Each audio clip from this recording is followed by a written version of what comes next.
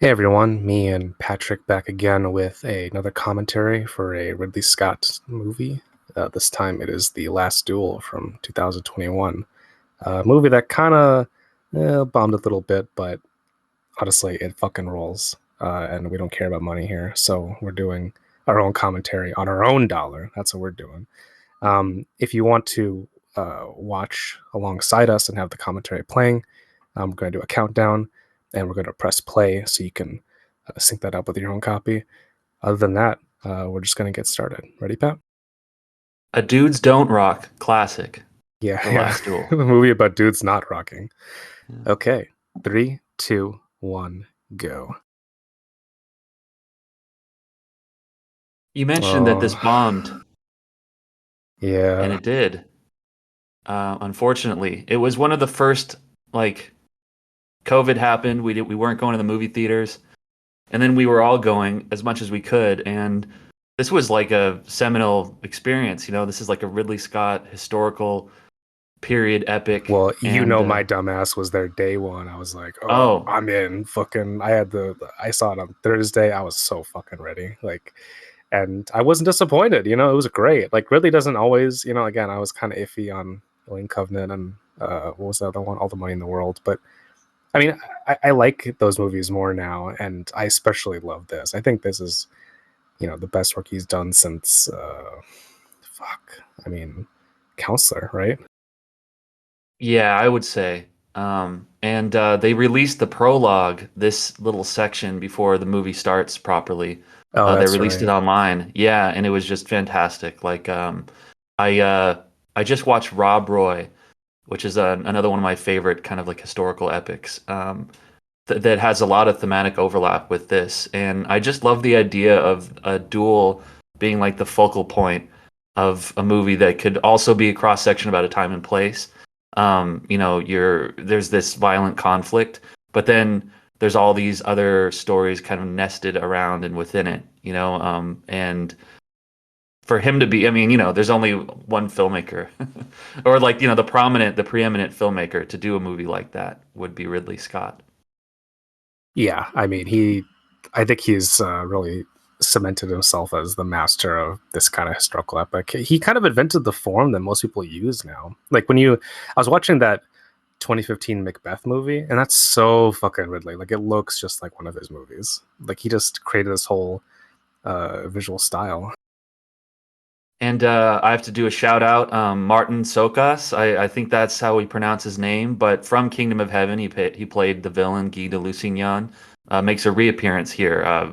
Really does like to dip in the same well over time. Favorite actors and whatnot, and he plays one of the Matt Damon's kind of like bros. So we see Yeah, him one pop up one of here. his gang. Yeah. So yeah, when you see the two knights getting geared up, I love when they cut to Adam Driver and he's telling his squires, tighter, tighter. He's Yeah, getting his well, you want it to be tight, right? Because if your armor's jostling around, that shit's gonna fly off. right. But I mean, yes, and I don't know. There's just something about he's just I don't know. He's a very exacting kind of type A I love like guys. Jodie Comer's whole outfit here. I love like it's almost like a scarf or I don't know, like the thing she has around her neck. It just really works. Like she's got it's like a great like medieval goth look. Uh, Yeah, I I regret that she's not in Napoleon when she was supposed to yeah. be. And I love Vanessa Kirby, so she's gonna be awesome, obviously. But you know, like Jodie Comer in this, like she's just so excellent. And like Ridley's always good with actresses and giving them like amazing roles, but this I was like, holy shit, the fucking we still got it. We're still pulling it off here. And I just love how this whole sequence, like all three of them are cross cut together, and you have like this anticipation of like obviously these three people, in like a visual sense that you're associating them, their fates are intertwined, and so you're kind of seeing the outcome or the beginning of the outcome, and then the rest of the movie is playing out what that's going to look like. Yeah, absolutely. Jodie Comer's got these eyes, and from maybe it's from watching Killing Eve, that I always have this association. But there's just so much liveliness and kind of like a wit that goes deep in those eyes. And I second what you said about the shame. It's a shame that she wasn't able to play Josephine and Napoleon. I think it was a scheduling thing. Yeah, from what My I hope is, understand. yeah, yeah. But ultimately, I really appreciate how in this movie, we're eager to get to the duel, to return to the Right, duel because at really the it's like, all end. right, the movie's But called The Last Duel. Let's show you that shit, and then let's show you yeah, why. Right, like it's a clever way of like he's like, all right, I got you hooked. Now, like, let's understand like why the fuck this is happening. yeah, yeah. And the duel does not disappoint. Let me tell you. Oh no, it's incredible. I feel bad because I was bad mouthing Matt Damon on Twitter a couple months What are ago you around the doing? time. What are you doing? Come on, man. Why are you bad mouthing Demon? What are you doing? No, not personally. No, but just like this was around the time Oppenheimer came out, and he just plays a lot of everymen. He plays a lot of kind of Jimmy Stewart, Tom Hanksian type, um, middle of the road type characters. But then I'd forgotten his Viking bro in the Last Duel, and he is so intense in this movie, and kind of like this is against type. I mean, in practically every Yeah, it's way. very much. I mean, that's why I like it. It's like him playing a scumbag. And this is okay. So in the structure wherein we get the point of view of those three characters that you mentioned at the top, this is Damon's Jean de Carouge, and this is like the flattest kind of like this is like a children's book about knights almost is the way that Well, it's that's written. like it's so funny because it's like when I first watched this movie, I felt like I was like, oh my god, like this guy's story. I was kind of into it. You know what I mean? I was like, this guy's getting screwed over. This sucks, right? And then you watch the other bits, and it kind of reveals some stuff that memory conveniently leaves out when you're telling things from your perspective. But yeah, with this, I think it's just like really is like, all right, let's start off with like kind of like the audience expectation of like what a medieval hero is, and then through the course of that, we're just gonna destroy that completely. Yeah, 100%. And this is a movie that I feel like gets into the practicalities of feudalism in a way that Yeah, his politics. more right. And like so this series of skirmishes, you'll probably more eloquently explain that than I could, but what are these battles over really? They're territorial disputes by in this case it's Pierre, the Lord, right? Their Lord, who is well, I mean, yeah, these are like border disputes, right? And they keep fighting these guys. Yeah, as far as I know, right? It's I mean, from what I understand, and like, please, if anyone fucking is like a historical scholar, like, you can feel free to correct me. But Yes, please. from what I understand, like feudalism, basically, you had the king, and then you had this like circle of aristocrats and lords and ladies and all this, and those lords and ladies had their retinue of knights, right? So the knights were like, it's like not really like a police, but it's just like this like free use military force that could be assembled at this or that. And so you would divide up your land, uh, going down, right? So technically, it's like, oh yeah, the king owns everything, but he grants it to the management of this or that person.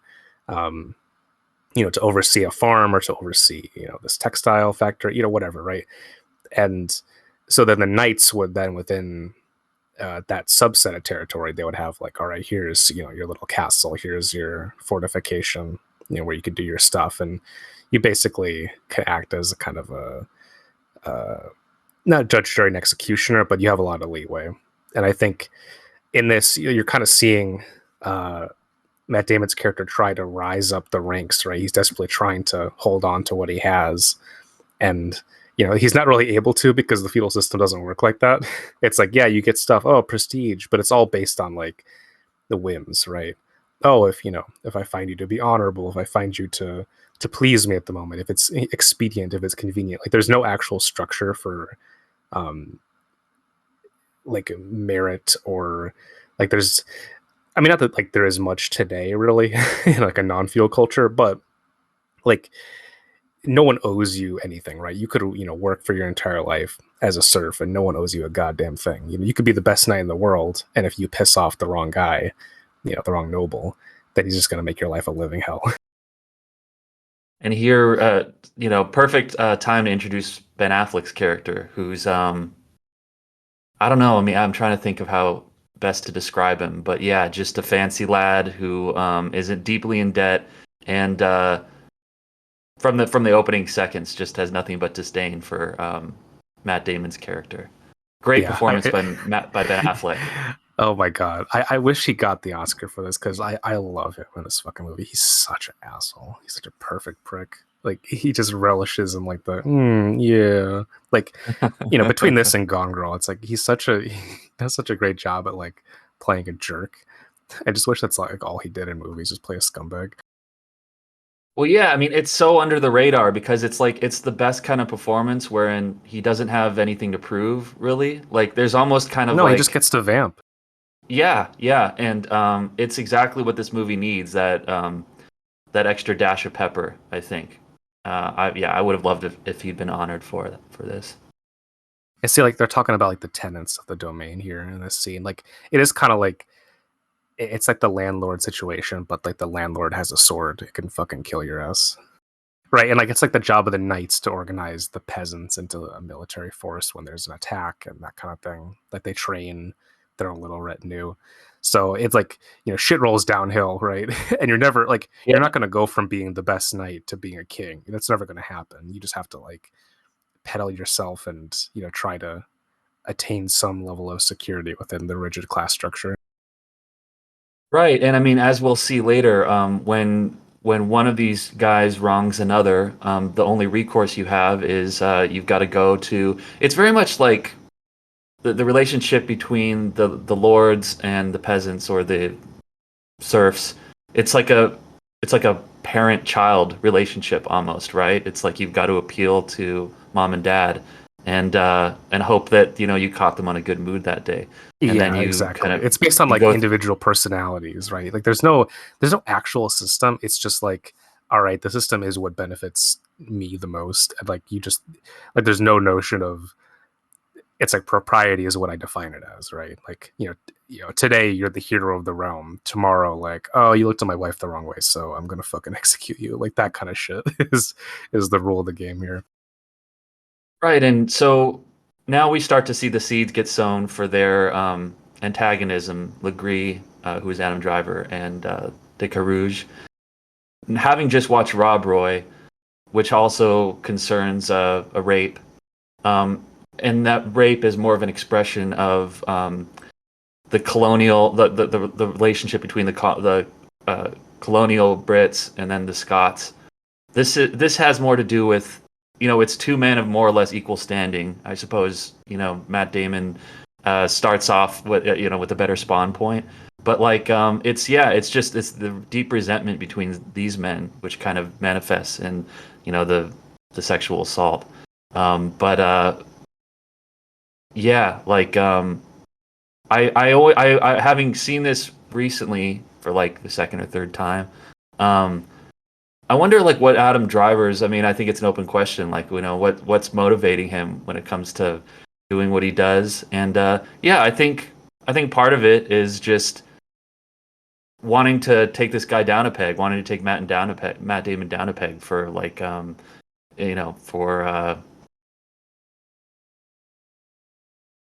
Yeah, because like if you're for if you're stuck in the way that he is in that structure, it's like what's the way you make money? Well, you push out other people, and that's why he's going on these campaigns is to essentially earn himself a bigger piece of the pie, so he doesn't fucking go broke and have his domain default into someone else's hands. Oh, these battle yeah, scenes are thanks. so fucking brutal, dude. They're Really, okay, great. it's They're this very is like quick. pornography to me, dude. Really, just it's really the best. I love it. Everyone's fucking. Oh my god, he like rams with the sword. Yeah, that Oh was a great shit. move. Oh my god. Dude, like everything is like there's like he fucking he beats him with his own chainmail. Yeah. Oh, bro. There's like all this rain and mist in the air. It's intense. Yeah, this movie is like slower paced, I would say, than like some of our other favorites, like Gladiator or Kingdom of Yeah, Heaven. I think it's pretty But fast paced. I think the last bit is more morose in tone, but I think it's pretty fast paced. I wouldn't say that any of these films are really slow. No, but maybe what's different here is that there's not well, clearly not a hero's journey, but like there's not like a there's not a more classical arc that like, that's wrapping around the film. We're not It's an following a single unconventional. character, right? Like we're deliberately thrown into this world of different perspectives and class, and like you're expected to figure shit out, right? It's fitfo. Like if you don't, Yep. then you're gonna get it filtered by this, which I can imagine easily because it's not like everyone fucking knows about how medievalism works, but uh, I don't know. Like for those who know a bit of history, I guess. Like I don't know that much to be honest, but for what I do know, it's a very enjoyable film from that perspective because I think what really is great at is you know having these compelling narratives in his stories, but also delivering this wealth of historical detail and knowledge and like you just get to see how people live. It's like, oh, he's eating this and like they're doing this for this reason. This is how like the way people like host a ball. He just always goes into these odds and ends and like seamlessly incorporates them into the story, and so you feel like, oh, I've really been in this place. And here we feel like engulfed in smoke. I just love of course, the atmospherics, the way that it's lit, and yeah, the dank tavern.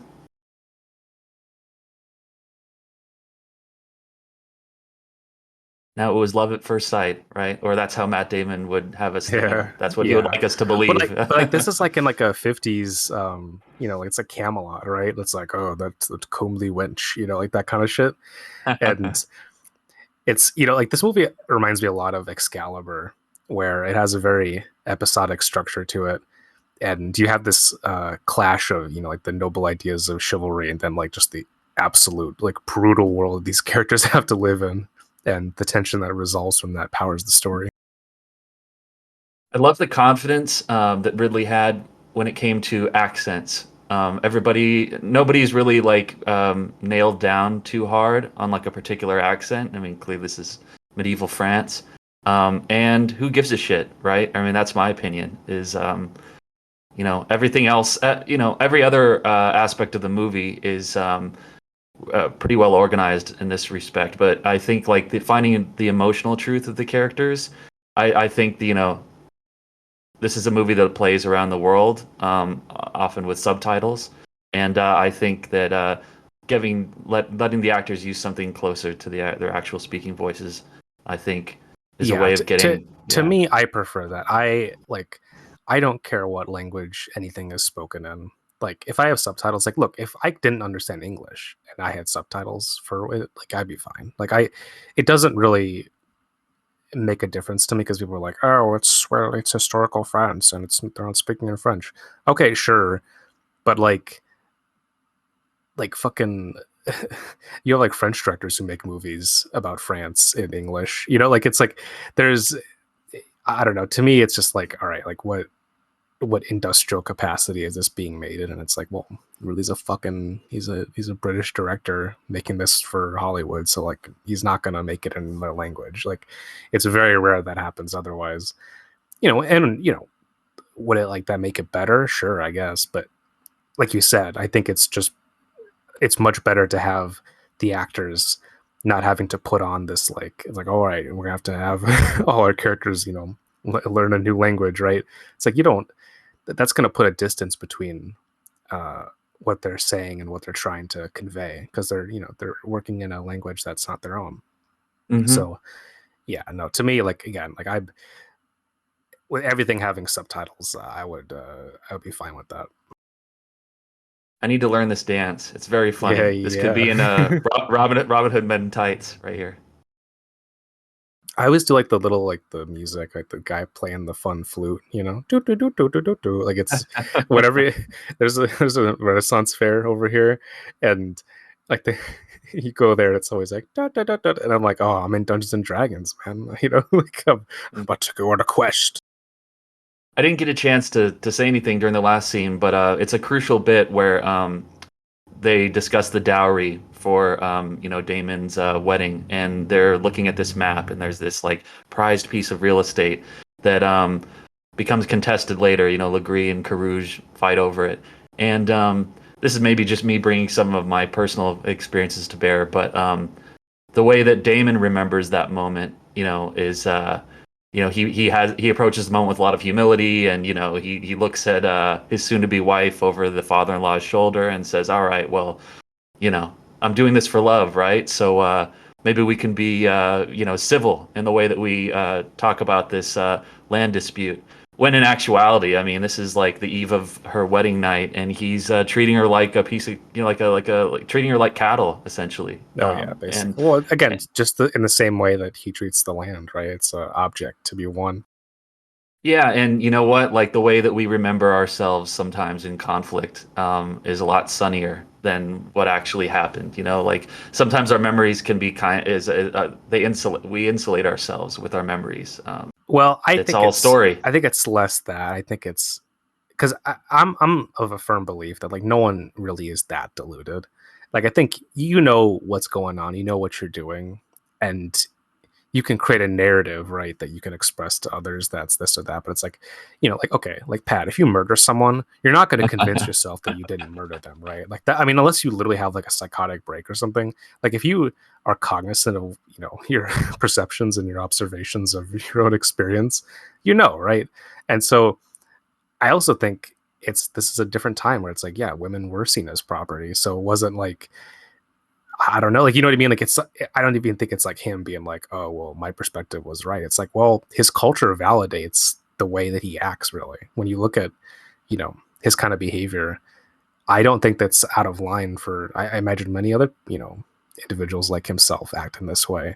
And like, that's an unfortunate thing, but also like, I think it's important to recognize that in the way that it affects his perspective, because it's like, okay, well, if he's emboldened to act in this grotesque manner that he does, well, he's gonna do it, right? There's nothing that's gonna stop him. The only person that's gonna stop him is himself, and if he doesn't have the morality to uh, assuage him differently, then it's not gonna happen. Sure, I mean, 100%. And the kind of cold truth of this film is that he doesn't really give a shit about her. He doesn't care at No, all. no, Yeah, and no. He through cares and about not through. being broke. Yeah, and then of course his like dignity being affronted by what ultimately happens, and that's some of the most disturbing material in this movie. I think is just the way that he treats her in the immediate aftermath of the Well, and assault, and you think yeah, about this, right? Like his thing just got denied. And it's like, oh, it comes from the king himself. That's an order, right? And again, shit rolls downhill, right? The king treats you like garbage. So, like, of course, I have some authority, so I'm going to treat everything underneath me like garbage, right? Like it becomes a thing yeah, where, uh, like no one basically wins because the whole structure is made in such a way where that like no one gets rewarded for good behavior, right? Like you put yourself on top, but then if you're the king, right, you want everyone to the left and to the right of you to be fighting each other, because if they're fighting each other, that means they're not thinking of deposing you. exactly. Now I love this actress. She was in God, I just watched her in a movie, Queen Victoria, I think with Emily Blunt. She was in Succession. She's been acting forever, and she plays the crucial role in this film as like Matt Damon's mom, who gets mad at Jodie Comer for being uppity, essentially, like for Well, yeah, I mean, his having his mom here dignity. is essentially like basically like she's lived so long in this system that she has a complicity in it, right? It's kind of like that terrible thing where like you'll have like people who exercise bigoted or oppressive attitudes, even if they're a part of what's being oppressed and what bigotry is being exercised against. uh it's I think you see this nowadays where you have like women talking about like, oh, traditional gender roles, and all I want to do is be a wife and all this kind of stuff, and like like very much advocating for this thing that fucks them over, right? Because they have a romanticized view of it. And I don't think that's necessarily the case here. I just think like his mom has been like, she's so shrewd and cynical, and is like, well, look, I'm like too old to actually challenge what this means, and it's been ingrained in me that I might as well take advantage of my awareness of it, than actually disagree or feel uh besmirched by it. And like that, like you said, like that's a brutal reality, but there were people who were like that, and there are people who still like that. Right, the father knows best sentiment. And And it's like, even if you don't agree with that, it's like you feel so powerless as to not even bother to challenge it. right, and she feels uncomfortable because she doesn't like the suggestion that maybe like she shouldn't have lost heart in her youth, or that maybe there's Right. It's something that like, she could have done. then it's like, oh, then I have to judge my entire life over again, and people do not want to do that. No, this is a great. I love. He does this a couple times in the movie. This kind of like it's a very like awkward Michael Scott in The Office style, and they cut off. See, like we return to it Yeah, see that later, cut and we get off. to see. Yeah. But he just makes he just does the most awkward feast interruption of all time, and then like 50 guys are laughing at him. I don't know, Pat. If I walk in, if I interrupt your feast, like, you're gonna slay me on the spot, right? That's the rule. That you got to do it, right? Your honor compels you to do so. We would probably exchange some japes. That's what they did Yeah, back then. It yeah, was yeah. japes, and Couple of then japes, maybe a mace to the face. yeah, yeah. He um, poisons my lord with evil advice. that's such a great little acting detail that Damon does with his hand in the ear. Yeah, I love the scars that he has. Like, they're fucking ugly scars too. It's not like that bullshit like Hollywood, like, oh, I got a little bit of thing on my cheek, and like, no, it's not that. It's like he's fucked up. Like, you would not. Yeah, he goes he's for it. he's had a shield thrown in his face one too many times. He's kind of. Is it? Would it be fair to describe Carouge as like kind of a petty bourgeois? Like he's a grasper. Like he's higher. He's high above Well, he's many, what but becomes still. that, right? Like, when feudalism transitions to capitalism, you have the same thing that happened in places like Japan, right? You have this military class of warriors who essentially have to transition into being landlords or merchants, and like that, these guys aren't going to fight anymore because really they don't need to, because power has been consolidated into a more centralized form of economy. And I just think, like, it's like, yeah, like, you could see the origins of that type of behavior though in his character, right? Because he's like, in a way, it's almost, he's like ahead of his time, right? It's like he wants to get out from underneath his position and like move forward and move beyond and get what's owed to him and all this, and take advantage of his opportunities. But he's still in a society where it's like, no, like, you're gonna stay exactly where we want you to, because you're a pawn and you don't move out from underneath that. Like, there's no social mobility afforded to him unless he takes it by force, which is kind of what the whole dualness is about. Is you have these arbitrations that can then allow you to be like, all right, well, so dies, then I get to take his shit, and like, but I have to do it in a very ritualized way, and like, trying to eliminate competition based on these rigid hierarchies. Now this is a fateful encounter where he introduces his wife, I think, to the court, to Adam Driver for the first time, I believe. Yeah. Oh my god, I love like what they're wearing with like the fur robes. Looks so comfy. Yeah, and yeah, she always looks like $1 million. Oh, like, her braids are crazy. Can you imagine? It's like medieval oldie times, and you're trying to do like the craziest braid. Like, it's tough. Like, that is like, you have to literally be rich to have a good braid. Yeah, you would need a retinue to accomplish that. Kind of, yeah. Now, Adam Driver has never looked better, I don't think, in any movie, which Oh, is great. Which is great because it's like he's pure evil, you know what I mean? But like he looks like a romance novel cover. oh yeah, 100%.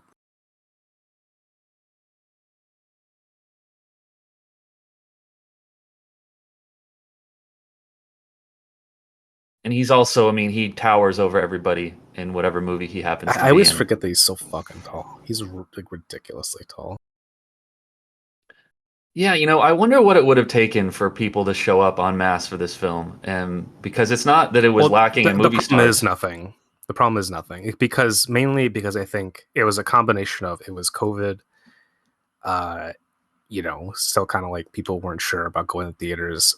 I think it was rated R, right? And that's always a tough sell. Yeah. at a substantial budget, and it was like, this is like serious adult storytelling. This is not like, we're not fucking around here. This is not like happy fun time. Like, let's go to the movies and have a relaxing time. Like, this is a movie where it's like, yeah, I mean, the trailers I remember tried to cover some of what this was about, but it's like, dude, anyone with half a brain can see like, yeah, this is a movie about sexual assault. And I think a lot of people, like, Americans are weird to view movies as, okay, well, this is just here to, distract me from my life, right? And it's like, well, what about if art can do more than that? And I think this is one of those movies where you could see Ridley, he's taking his usual, historical epic style, but he's trying to do something much more personal, much more, I think, political with it. And yeah, I think like Kingdom of Heaven, people were just like, nope. I think it's weird because it's almost like it was too timely for what it was. Because I remember people saying, "Oh, this is like the Me Too Ridley movie or whatever," which is like so fucking stupid. Um, A little and I just reductive. think, yeah, it's very reductive, and it's just like that's the kind of stuff that you see on like Hollywood Reporter. Oh, here's your here's your title, right? The Last Duel is a Me Too medieval movie. Like that's what you would say if you're a hack writer, for like a publicist or whatever. Anyway, um, yeah, just like, but yeah, like those are among the reasons I think, which really, in the light of history, don't matter because this was a movie that was, I think, pretty easily beloved when it came out. Is one of Ridley's best reviewed movies in a while, and I just think now, like a couple years later, I think it's easily one of his strongest, if not in his top 10. Uh, and yeah, I have nothing but admiration for it. And like that money shit doesn't really matter, right? Because now we could just watch the movie more free of its context and enjoy it on its Yeah. own terms. Yeah, and I mean like I love that this is a timeless, people are going to be watching it for years and years, and it is Ridley swinging big to talk about. I mean, I think I hate to even say Me Too because that was like those Well, were a it's not couple that of years of our it's immediate not history, because look, but this is something that fucking actually happened. This is based off a historical event, and so it's like, yeah, is it timely? Yeah, but it's not like, I don't think he's like trying to be like, oh well, now it's time to, because if he did, he just would have told a story in the modern day because people have already made movies well, based yeah, off of the whole Me Too thing. look at Kingdom of Heaven. It's, I mean, the title of the movie, right? It's about factionalism. It's about, Islam versus Christianity and kind of like our desire for to bring the best of ourselves to the conflict, to rise above, to pursue a more egalitarian society. And this is about, another timeless, equally timeless, right? Is just maybe even more timeless misogyny, and institutionalized in one way here, in a different way in our conception of it. But like my former partner, she said at one point that she just thought that men and women should ride public transportation in different buses. That like, she just was so, it was so foreclosed that, there would be that men and women could be together in any configuration that wasn't dangerous because of some experiences she'd had. And I when she told me that, I mean, and to this day, I'm very sad, to think that there's that we don't have the capacities of people to evolve beyond this, beyond the characters we see in this movie, and that there's no recourse for women, that women don't have any recourse when they're attacked, and that men can't police each other a bit, when it comes to the way that we treat women. And it's this is a great movie because it what's old is new again, and it really it forces us to look at some uncomfortable things, of course, in the context of this very entertaining movie. But like I it he didn't have to make a movie about this so pointedly, but I think a lot of him that he did. Yeah, yeah, no, absolutely. I mean, it's kind of absurd that it's like he makes this, he makes Napoleon, and now he's making Gladiator 2, and he's just like all these like fucking huge $100 million plus movies. These these huge epics, historical Yeah. epics. He's just back to back to back. Like who else but fucking really does that nonsense? Like no one, fucking no one. From watching the trailer about a million times for Napoleon, I'm just like I'm so curious about what his mumbly like what Joaquin's mumbly Napoleon's gonna be like. Like I'm I still so can't see ready. it, you know. But Oh, you're I hope gonna it's see it. cool. Yeah, yeah. Or and also of course what Denzel's up to in Gladiator 2. I'm just like Oh, it's dying gonna to be know, so yeah. fucking awesome. Do you know who he's playing by any chance? Denzel? I don't know. I assumed that he was gonna play like Like a Moor or something. I guess like yeah, maybe like one of like the kind of oh what's his name? You know like the guy who teaches Hannibal? Russell Crowe. Oh, Not teaches not Russell Crowe. not Hannibal. From the original movie, you know he has like a mentor. I forget Oh, who that actor Proximo. was. Yeah, Oliver yeah. Reed? Yeah, yeah. Yeah, kind of like that. I wonder if he's like, I'm the fucking old ass gladiator. I'm gonna show you what's Oh what my kind of thing. God. That'd be so cool. So now we're nearing the end of the first chapter. This is where he comes back, and he's Oh man, like this movie's like the color grading in this film is perfect. Like I just love how instantaneously when you have a cut, you can understand, like what the situation is and what whatever is, and like it's got a much more Manichean style than he usually does. I think like most of this movie is basically it's either blues or yellows, and there's not really that much in between. There's not a whole lot of greens, and yeah, it's like a morality play, right? Like everything is so fucking stark and dark. what does Manichaean mean? I'm humble enough to ask. Oh man, it can't. Well, that's like a. It's essentially a form of. I wouldn't say exactly Christianity as we know it, but essentially uh, like a mono, well, not even monotheistic, but like a type of theism that was around during kind of like the inception point of Christianity and Gnosticism and Hermeticism and Manichaeism was kind of the more like it was the I think it was I'm pretty sure it was the longest surviving Christian heresy up Hmm. until like Protestantism or whatever, where basically the idea was like there wasn't just one God, but there was like that there was the good God and there was the evil God, right? And they were locked in this battle for your soul, and you had this world divided into these different sensibilities and obviously I mean you have remnants of that in Christianity,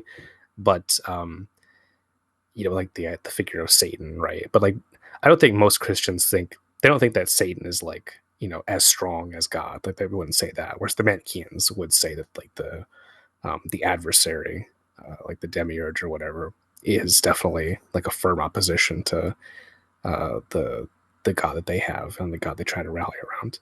And so um, it's much more like you can fall to evil. Like evil is a real ontological thing. And so when I Yeah. describe this as Manichaean, what I mean is like it's like very divided into two halves, right? You have interior, exterior, like masculine, feminine, light and dark. Like when you have these high contrasts, I think really plays into that idea of like when you have the two colors, yellow and blue, like it's he wants to create a mood which there's not a whole lot of it's not like a pluralistic film image, right? He's not just saying, oh, here's all these colors, here's all the stuff that's happening.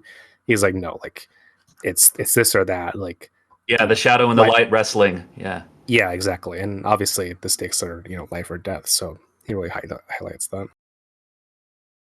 Now, yeah, we revisit this scene later, and it's one of the most violent, violent scenes in the film is when she tells him, and yeah, he does not, in truth, he does not react this compassionately.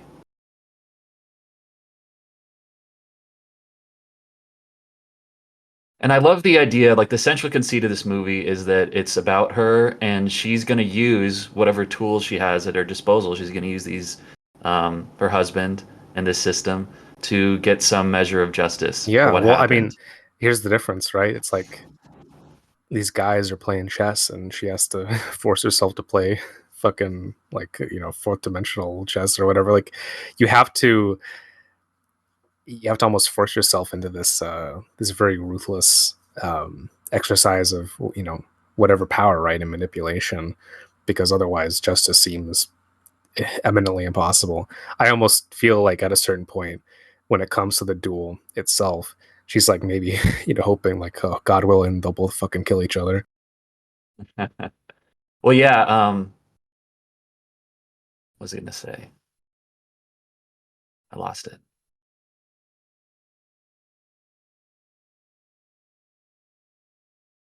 Oh, what I was gonna say was that uh, ultimately, when the detail unravels that like should Matt Damon lose the duel, that his wife will have to burn at the stake for bearing false witness, and that clarifies, I think, for a lot of the men that don't believe her, that for this woman to move ahead with the charge, with that knowledge in mind, that I love to see like the reactions play across all these characters' faces. That like, come on, man. Like anybody who would roll the dice on possibly like burning to death for 30 minutes, is probably telling the truth. Yeah, but it was always that bluff, right? It was that bluff to see like, well, are you actually going to unleash this violence against me? And like maybe you will, maybe you won't. Like there's a lot of chicken going on. Yeah. By the way, that last like I don't know if we can even call it a matte painting. That kind of like Oh macro yeah, that shot of the town, incredible. oh yeah, it's so beautiful. Yeah. I mean, what I love is that you can tell that Ridley like painted something akin to that and just gave it to the CG artist and was like, "Yeah, cook here. You just do what you got to do." I love this king and his wife. There's just little details like this. Like the king isn't given much dialogue or much screen time, but he's just this little impish kind of. Well, yeah, people I mean, forget. It's like the kings. It wasn't always like it wasn't fucking that guy from Lord of the Rings, right? Sitting on the throne with his beard. Like a lot of the kings were like Neil fucking Mortensen. kids. Yeah, yeah. He just put on the casting call sheet. Like, I just need somebody with an air of inbreedingness. This guy showed up.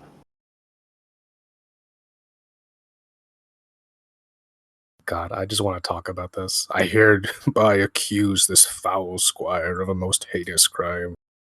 He just throws his glove down. I love the glove. That's like the gauntlet. Well, the glove is the coolest shit. I mean, that's like that is the origin, like the old school duel stuff, where that even survives like up until the fucking 20th century. People doing that. So I want to ask you a central question here, Pat. Should we bring back duels? Because like they're talking even in medieval times, Yes, they were like, yes. yeah, that's outlawed. We don't do that anymore. Should we bring it Well, back? I mean, I just God, it's almost like I mean, it's a funny question, but like I just feel like every year we're further abandoning the pretense of like what are we even doing here? And this civility is just a mask. This kind of tone policing, like it almost would feel more honest, honestly, for them to for for there actually to be like a literally violent dimension to like our And can I political say I system. agree with you? And you know why? Is because then we would be making explicit the structural violence that is otherwise implicit, right? The shit Yes. that like fucking CEOs get away with, and like like all the fucking nonsense that comes with capitalism. It's kind of like, oh, well, we're gonna take that violence and just, oh, well, it only happens to brown people or it only happens to foreigners, or, like that kind of thing. And that's such horseshit. I fucking despise it. Like to me, I'm like, no, no, no. We got to go back to this old school. Like if you got a beef, you need to meet on the field of battle. And if you can fucking meet someone on equal terms, then yes, you have proven the right that you can then, do your nonsense. And like, and to me, the immediate thing that would cause is that all these fuckers immediately they would fucking perish, right?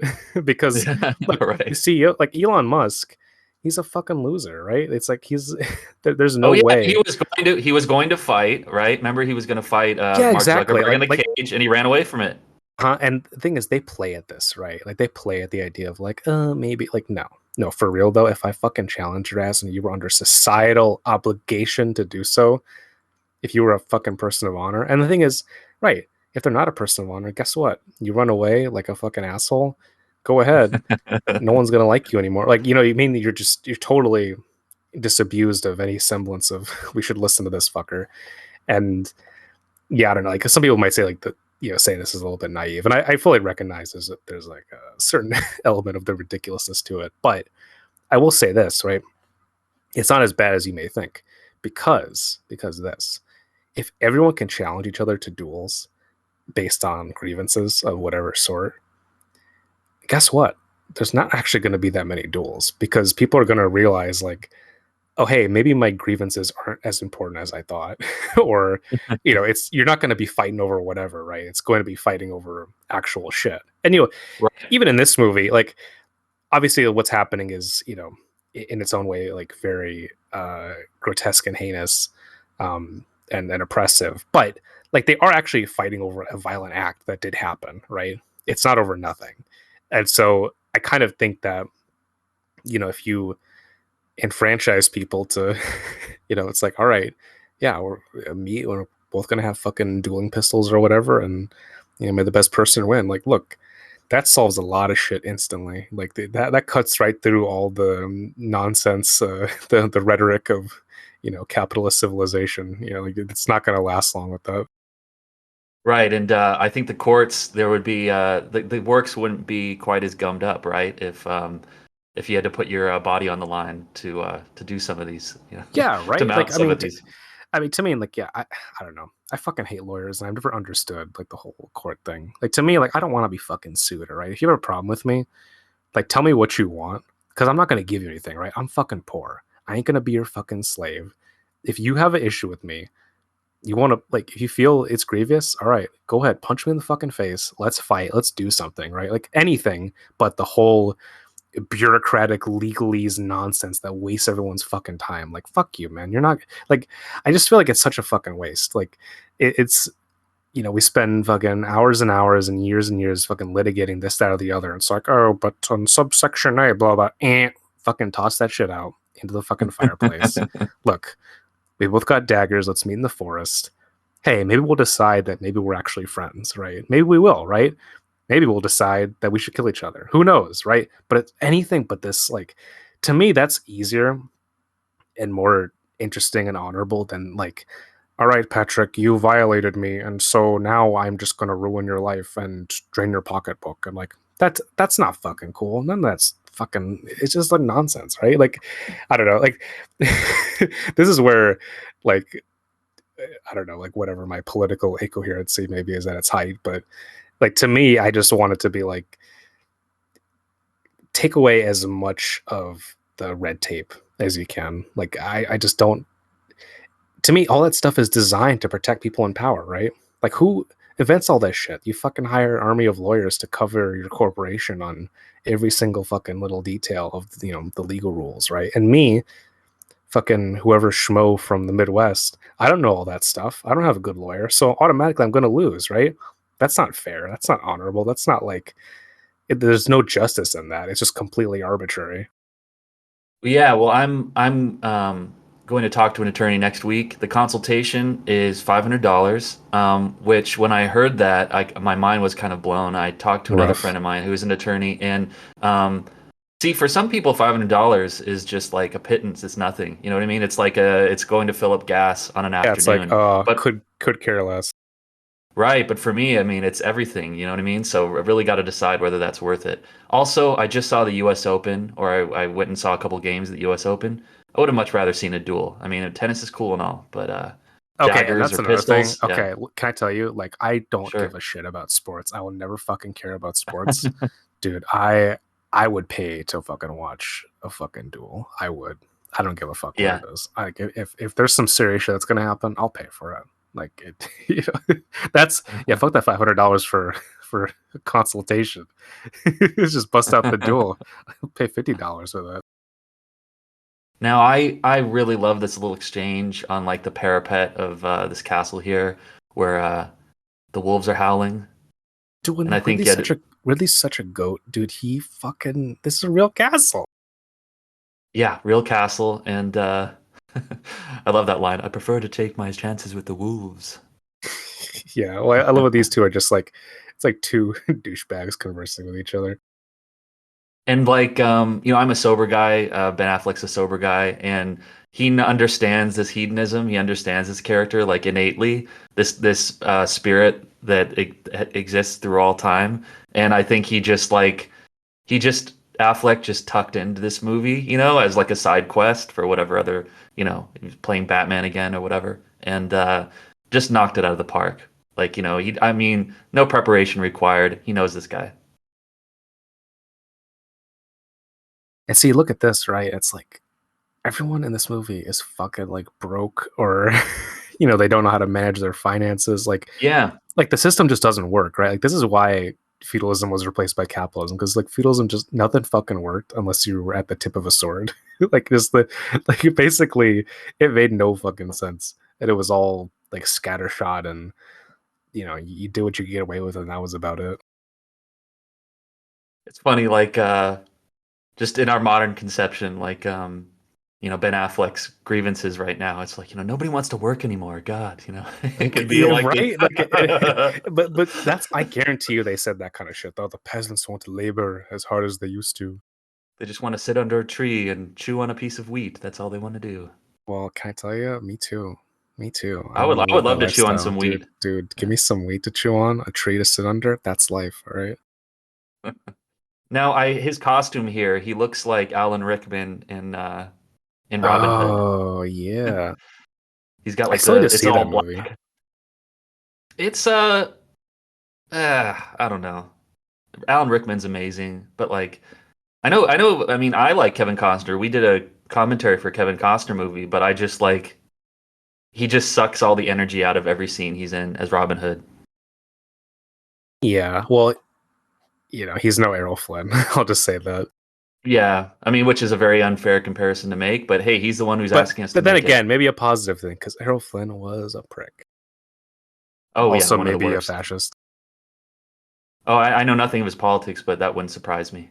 Yeah. Well, I'm not gonna say it. I haven't researched it that much, but I've looked at a Wikipedia article and I'm like, oh, maybe. See, I love this though, like all this examination of property rights and like them trying to.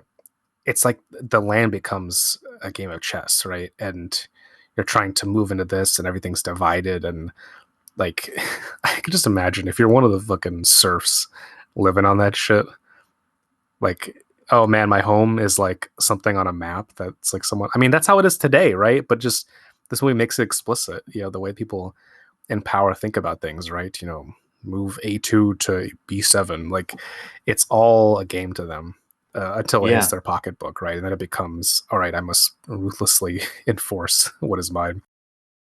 Now we can't Oh, I let love it his go beret here. unremarked. Oh, I love the beret too, but yeah, he forgets his son's name, which is awesome. It's coming up right here.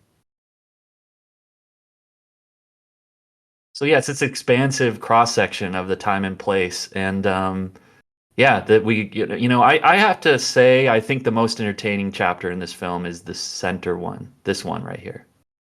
Yeah, I It's would just agree. got the most humor. I'm just hanging out with the boys, going hunting with your fucking thousands of hounds. I don't know what like there's no sport because you have like a fucking bajillion dogs. Like you're gonna find the goddamn animal. Yeah, and I mean like the I king love would this. hunt, right, with his He's whole suing me. Oh, come in, take your pants off. Like it's so casual. Yeah, I mean orgies, I guess, like orgies and yeah, drunken revelry. That was like the main pastime of the ruling class. I like his little like it's a very like Hugh Hefner almost, like his little silk robe. Yeah, like he's a medieval decadent, just kind of lounging. No fewer Also, than I a love hundred like all the candles. women like riding in the background, like kissing each other and shit. Like Ridley knows what he's doing. Like it is something straight out of like a fucking like D&D or whatever. Like all the winches beckon you, and it's like fucking Ridley's just playing on that.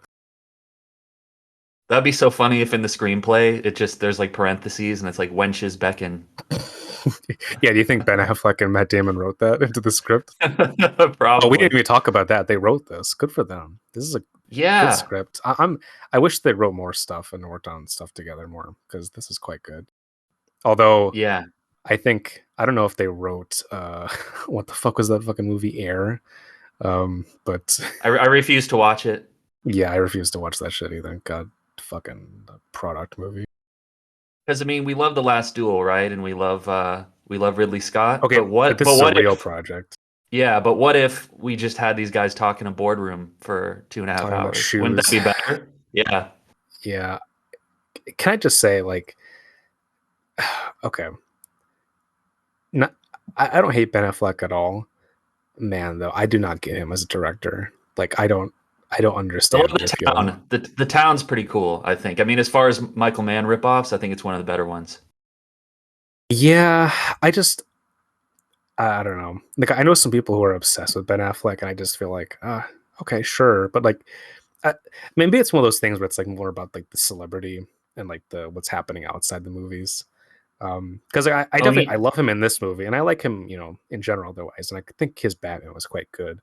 But I just never been obsessed with him in the way that some people are.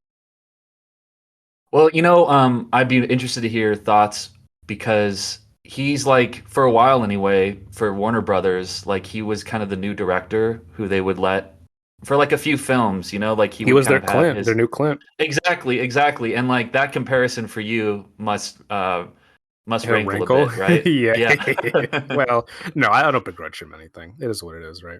I'm But eh, they're similar. I mean, or I don't know, like are they completely like on different time zones as far as uh, talent? At least I I mean as young I men, don't right? I don't think Ben Affleck has ever had an iconic role, to my knowledge, outside of maybe Gone Girl. I mean, like, what's the Yeah. iconic Ben Affleck role? I don't know. I mean, Gone Girl would have to be it. But yeah, so that's a big difference between him and Clint, right? Is that they don't have like anywhere near the same heat signature as actors.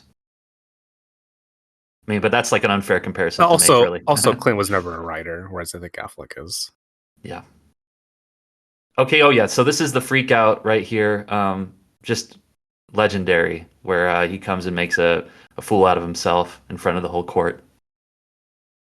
Yeah, see, this is like the crucial error of feudal politics. Is like if you're the first person to make an outburst, like you've already lost. It's over. It's so fucking over. Like you're at the mercy. It's all about you know like all right, who can keep their cool long enough to present themselves as oh, I'm the I'm the rational person, and like if you just lose your shit, like he's doing, you're at the mercy of everyone who's just gonna take advantage of you, make fun of you, like he is, like Ben Affleck's just like destroying him now.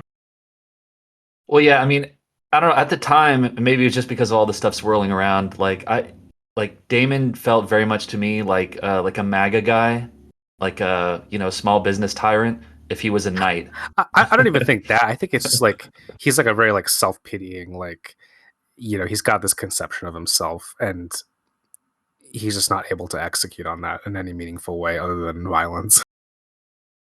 and what always fascinates me is that while he's doing this, of course, like Affleck's just bemused and like unthreatened Yeah, because thoroughly. what does he But have to then, worry about? Because again, he's glad these two are fighting each other because then he can just be like, all right, well, that's a game, right? Like it's all this. Uh, if these assholes are fighting over property, then they'll never actually give a shit about what I'm doing, which is actually screwing over both of them for my own means. right, And right. that's if you're fucking. I mean, that's just a rule of power, not even like beyond feudalism, just anything, right? If you have if you have underlings, it's like, yeah, you want them to remain underlings. You never want them to be overlings. Exactly. And Adam Driver, all the while, he's just silently drinking this in. And I Yeah, imagine he's because just, he's astute. yeah, He's observing. He's like, yeah, okay. right. And trying to think, where can I stick the knife in? Like, how can I get back at Damon for like, Well, just and this is the maligning me in thing, right? public? He's handling his accounts. Man, you never want to piss off the guy who fucking handles your accounts, right? Like if Very good you're point. like a lord and you're like, this guy knows exactly how much money you're spending. Guess what? That to me, what that says is that he also knows enough to take stuff off the top and to cheat your ass. Like that's the danger of that, right? Mhm. I mean, I just watched Elvis and like it's like, yeah, well, why do you have a Tom Parker? It's because you don't want to handle all the money bullshit. Guess what? The fucking your manager, if you're a musician, what are they going to do to you? Yeah, they're going to screw you over. It's their nature. They can't help themselves. I didn't read your review yet, but I saw your 5 stars and I was so happy. I was like, yes, Oh, it's Elvis a is great great. movie. Yeah, I might do an Elvis commentary someday. Oh, I would love to listen to that. Yeah, Yeah, because it's like bonkers movie. the way I always describe that film to people is it's like you're seeing Elvis through the eyes of a teenage girl at the time. And that seemed to be the And impetus that for teenage making it. girl is also Tom Hanks in makeup. Right. Right, yeah, but I mean it's trying to make this old iconic thing that like we've heard so many It's the times legend. that it's lost all meaning, right? And it's making it new again. And I just think that's such a phenomenal like way to use cinema to capture the essence of somebody like Elvis. Yo, decency will be the end of you. I love this bit. He just throws the Recalculate. abacus. Yeah.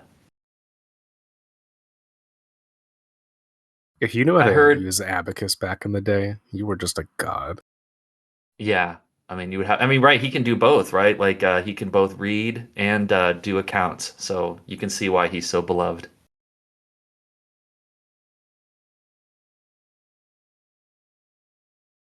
I like I his can't say little, enough yeah. how much I love this music. Like I don't know what it's called. Some kind of genre, just like yeah, like medieval folk music. Yeah.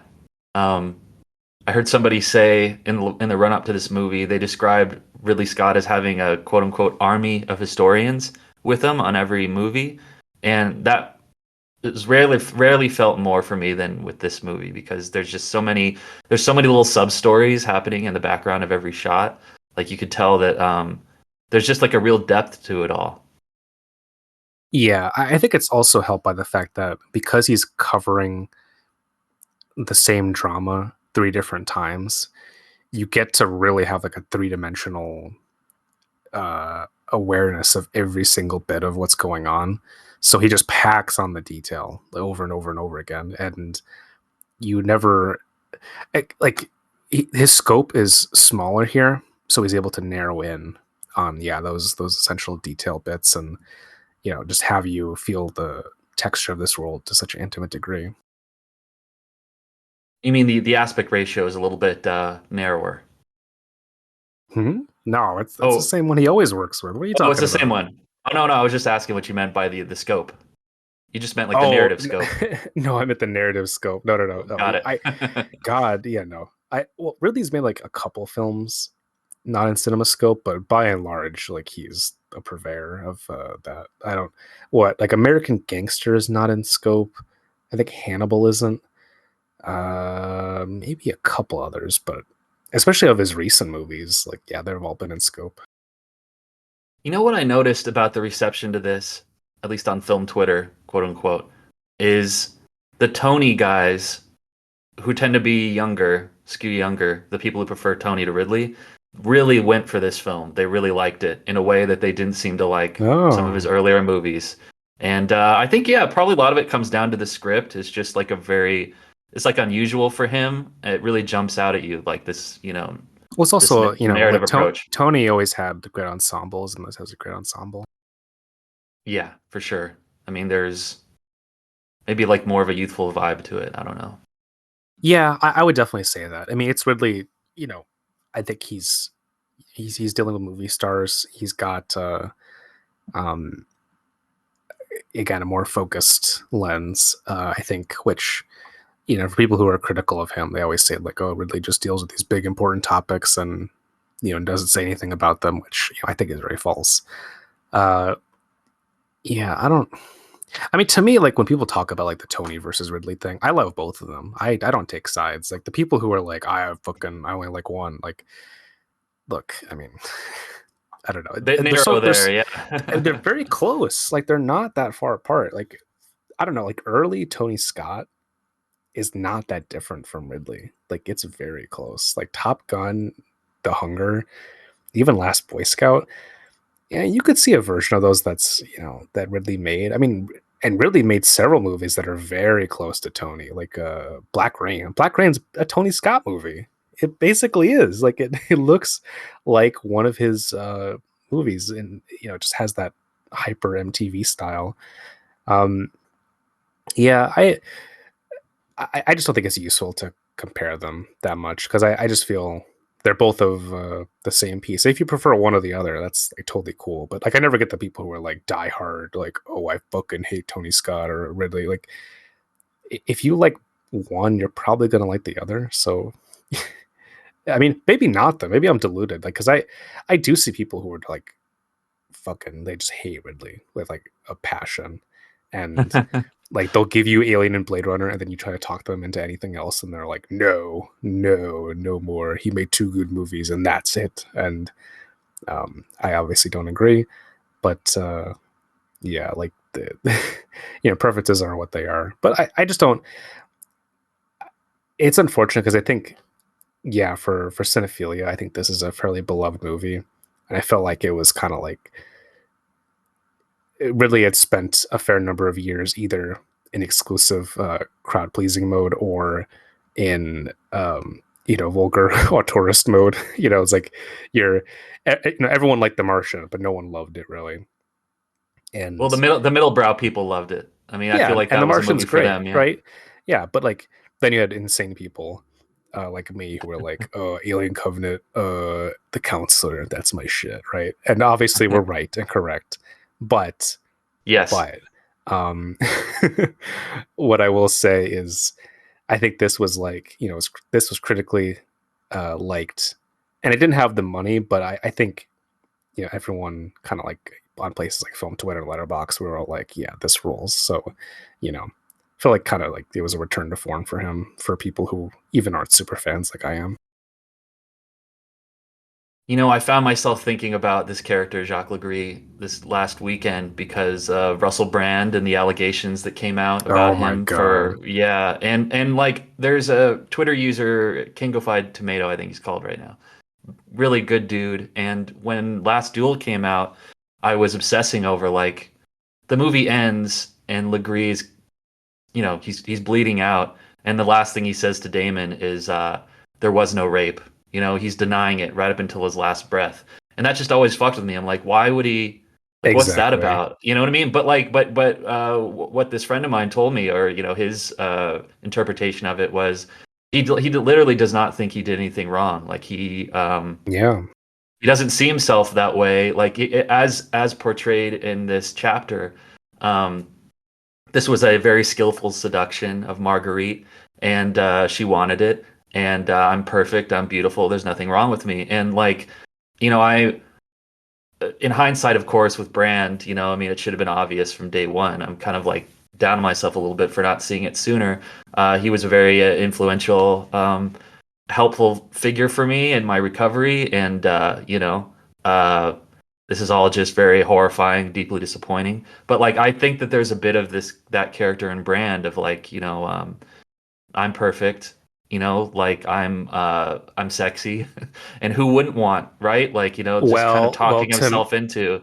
to me though, I think what belies that though is a cynicism, where even before the allegations dropped, do you remember this shit? The day before, he was like already like, all right, I'm like, Circling the wagons. Yeah. yeah, he's circling the wagons. He's like, I'm anticipating something, like my real fans will support me. All that horse shit. It's like, okay, to me, it's like, no, you did something fucked up, but you're willing to coast past it for as much as like the leeway that your fans are going to give you, and that So to it's me is even just it's like, even more evil in a way. It's like even well, deeper. that's what I mean. Is that to me, it's completely cynical, because it, in this case with Adam Driver's character, I think it's less that like it's less that like it's like, oh, my side of the story or whatever, and I think it's more like he's just like, this is like fundamentally, I am not a rapist, so I did not rape, right? It's like you're divorcing yourself from your actions. And Interesting. I also think it's almost like he's repeating it like a mantra, to the very end, and like almost in a desperate attempt to like have that Absolve be, himself. yeah, like just to maintain some semblance of identity when he's having his fucking skull caved in. Great, great death, by the way. I mean, just having a knife Oh, stuck through the roof of so his mouth. good, dude. Yeah. Really just delivering the goods so much. Acting is reacting. That was one of the first kind of essential hooks that I got about the art, the craft of acting. And yeah, whenever you just get a great reaction shot from somebody like Ben Affleck right there, I'm just Oh so yeah, he, impressed because I'm a terrible actor. Oh right, here's Damon, another flip out in front of like 100 people.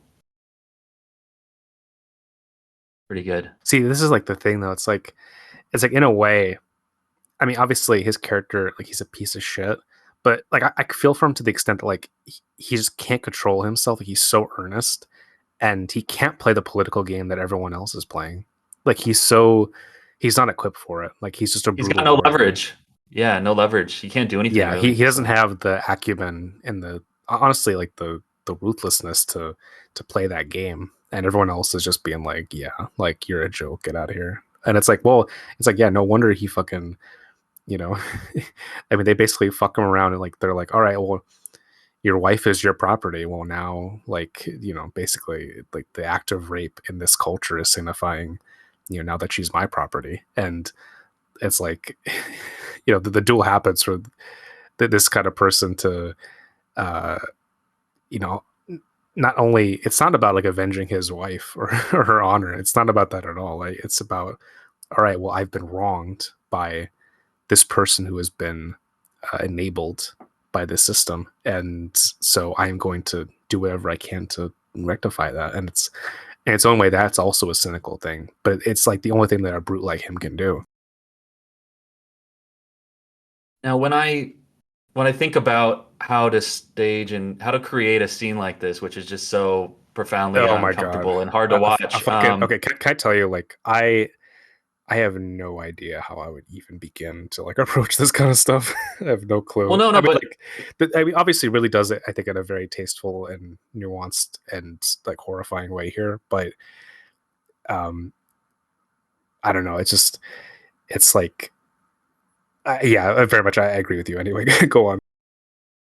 well, it's number one, it's just like with anything horrific that you're dramatizing, the way to kind of extinguish extinguish the evil, for lack of a better term, from what it is that you're reconstructing or depicting is just to be as faithful in it as possible. It's kind of like in Django when apparently Leonardo DiCaprio was struggling with saying the N-word and ultimately was just encouraged to like no, the way to fight this type of thing is just to commit to it and just to go into it 100%.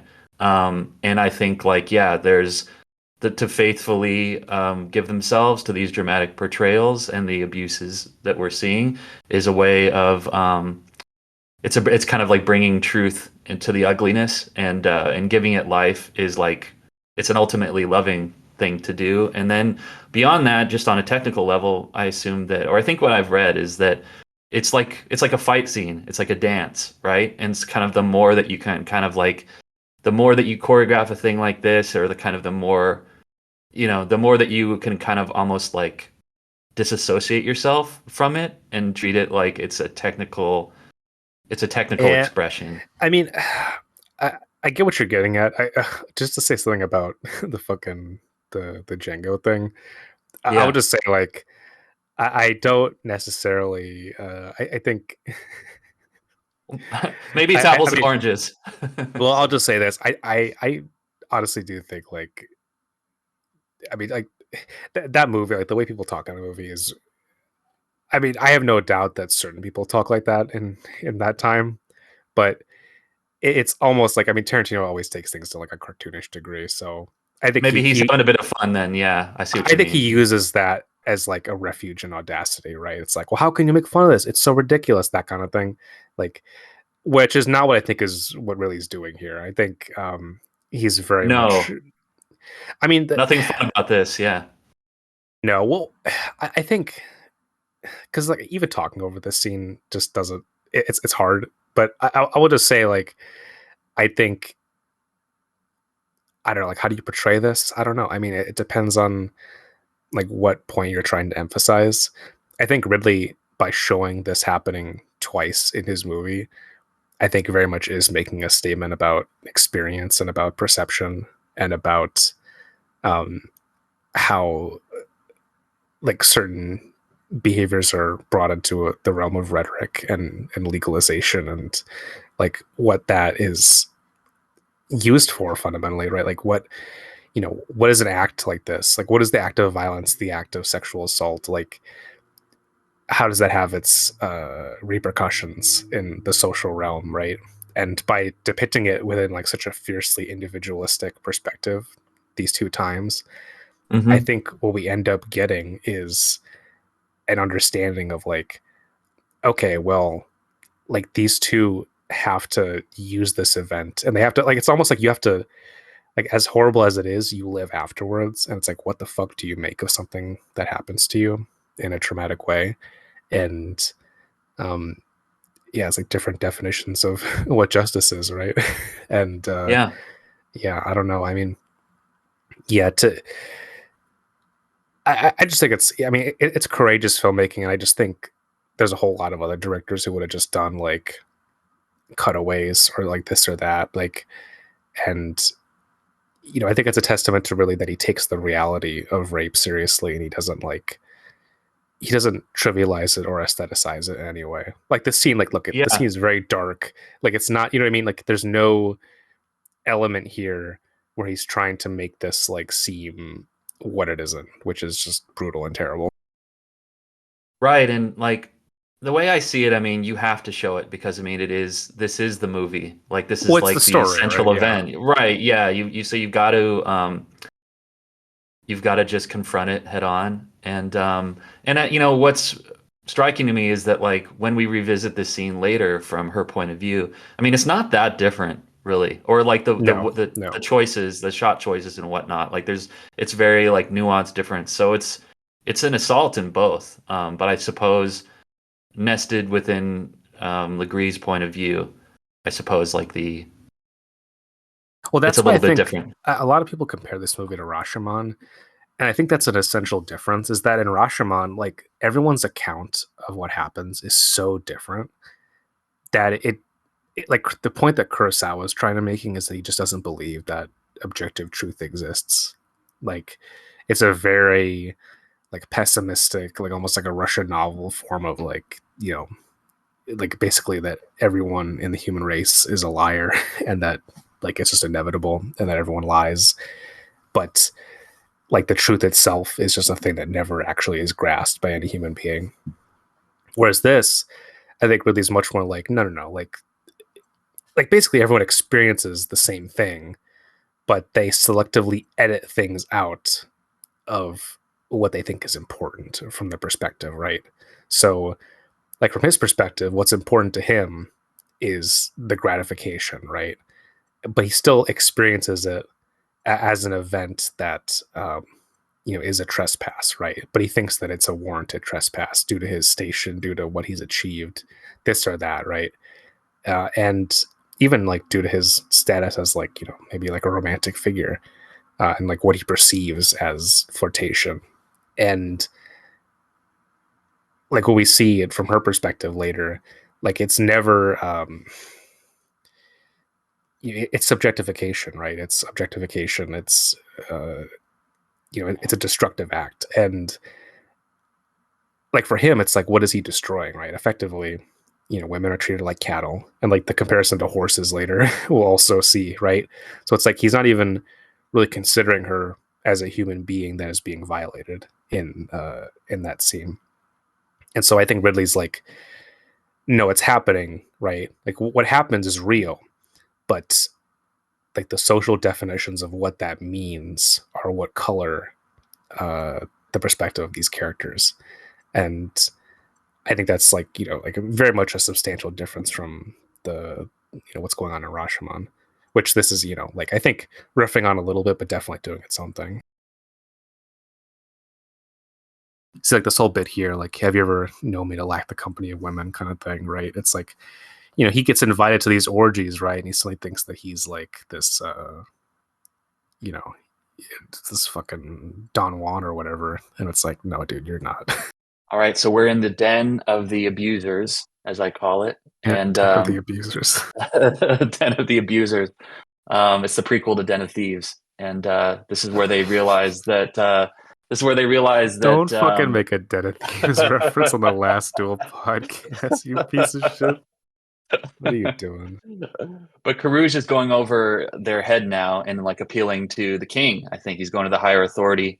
Now, I love this little I hesitate to say cameo. It's just a very small supporting role, but this actor here, the bald, like the cleric, has been in so many things, and he uh, he tries to advise Legree to kind of like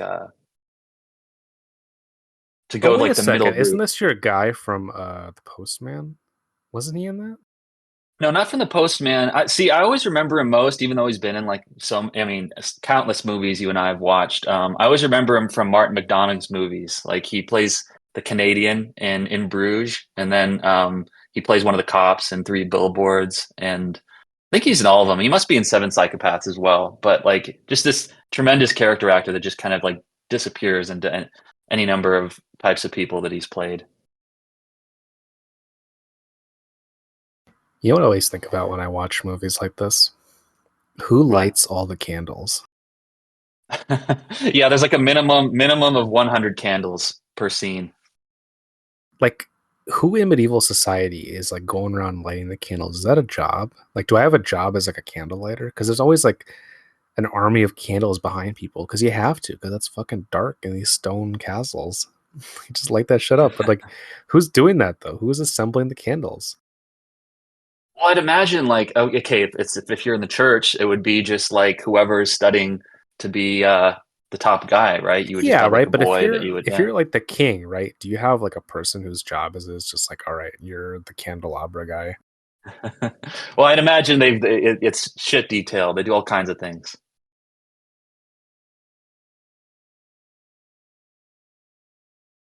It would be great to do a book about like all the candle mishaps in Hollywood history. I'm sure there's some doozies in there. Oh, yeah. Honestly, I don't even want to think of that because probably some people died in a fire.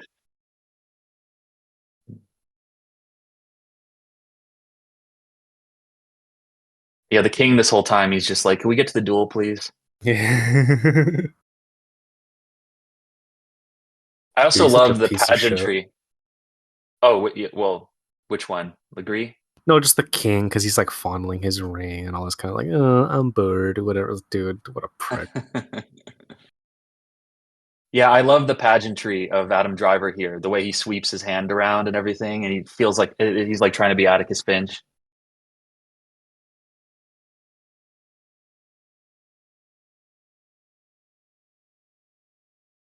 See, I think what's good about this is that there's so many like medieval films that like act like, oh, everyone's enthralled to the king and to the church and stuff. It's like, no, this was like how it was back in the like it's how it is now, right? No one gives a shit. Like the fucking king doesn't give a fuck about the church. He doesn't believe in God. You know what I mean? Like everything is so with these people. It is so it's a naked exercise of power, and the rhetoric is what they use to fucking keep the goddamn peasants in line and to keep their underlings at each other's throats. Like there's like the king doesn't give a shit. He doesn't fucking care. Like it's like, oh my god, like so help me God. Like again, they treat religion and not to a different way that like people nowadays do, where it's like, oh yes, I'm a God fearing man, but meanwhile I'm gonna beat the shit out of my kids. Like, a bunch Right. of people. Like it's total hypocrisy. Well, yeah, as David Milch would say, it's the lie agreed upon, right? It's like I don't even think it's the that. collect. It's like the because they don't even.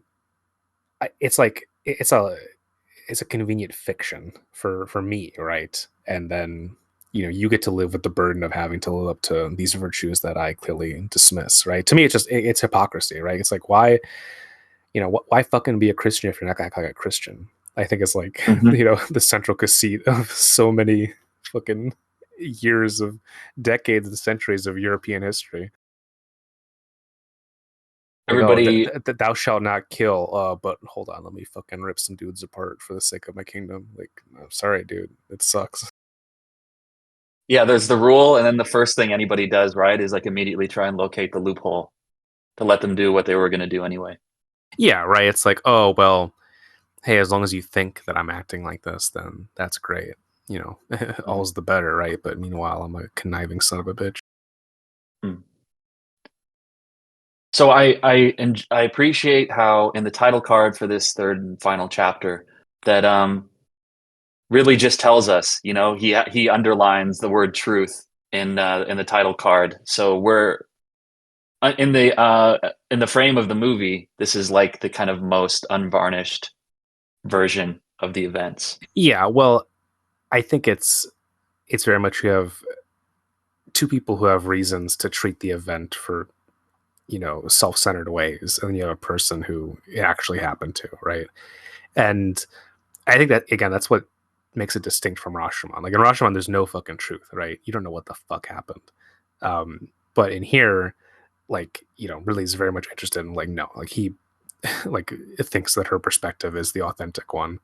Um, and yeah, I oh, this music's so good. This is a movie like actually, if you think about it, there's not a whole lot of score in this movie, which is pretty rare for Ridley. Like most of this is dead silent. Yeah, it's very subtle. I mean, it's like, yeah, if you compare this to Gladiator, where Hans Zimmer is just, I mean, and I love It's that just score, but blaring. it's all over it. Yeah, yeah. And well, one thing I like about this character and this relationship depicted in the movie is like I think she really tries to kind of like care about this dude and like, you know, I think she's making an earnest attempt at all these things and, running the household and, there's that scene that you alluded to earlier, the very disturbing one where he attacks the horse. But like before, this twist of fate, like she's doing her best to kind of like rise to the occasion, getting wedded to this awful dude. Yeah. Also, like the first thing he goes for is conception, and it's Yeah. like, yeah, I don't give a shit about like what you are. Like, okay, yeah, glad it was pleasurable or whatever, but ultimately, like, I just want an heir so that I can have a dynasty of my own. Right? That's what like women essentially serve this productive function as baby machines. Yeah, there's that like really horrible scene where she's not having the kid and then he says to her under his breath, he's like, well, this wasn't a problem with my last wife. Yeah, well, yeah, Lord knows what happened with that fucking last wife. I don't know if it's mentioned in the Yeah. movie. Yeah, disappeared under mysterious circumstances last I Yeah. heard. Yeah. Yeah, the pieces of score in this were done by Harry Gregson Williams, who is a great composer. I like him. He's done a lot of Ridley's last couple movies. He did House of Gucci, Martian. Let's see, he did Kingdom of Heaven, of course. A lot of Tony Scott too, like Deja Vu, Unstoppable. Oh, how could we Yeah. forget? He did the music for the number Metal Gear 23. Solid. Oh, I Oh, was gonna say Metal that Gear too. Solid, Yeah, yeah. that's right. Yeah, Well, that was where I mean, like I that was where he got to completely be out from under the shadow of because wasn't he like I hate to say understudy, but like under Hans Zimmer, he was like a protege of Hans Zimmer's, was I he? think, No, or I didn't Gregson know he Williams. was. Yeah. But I think a lot of music people were at one time or another.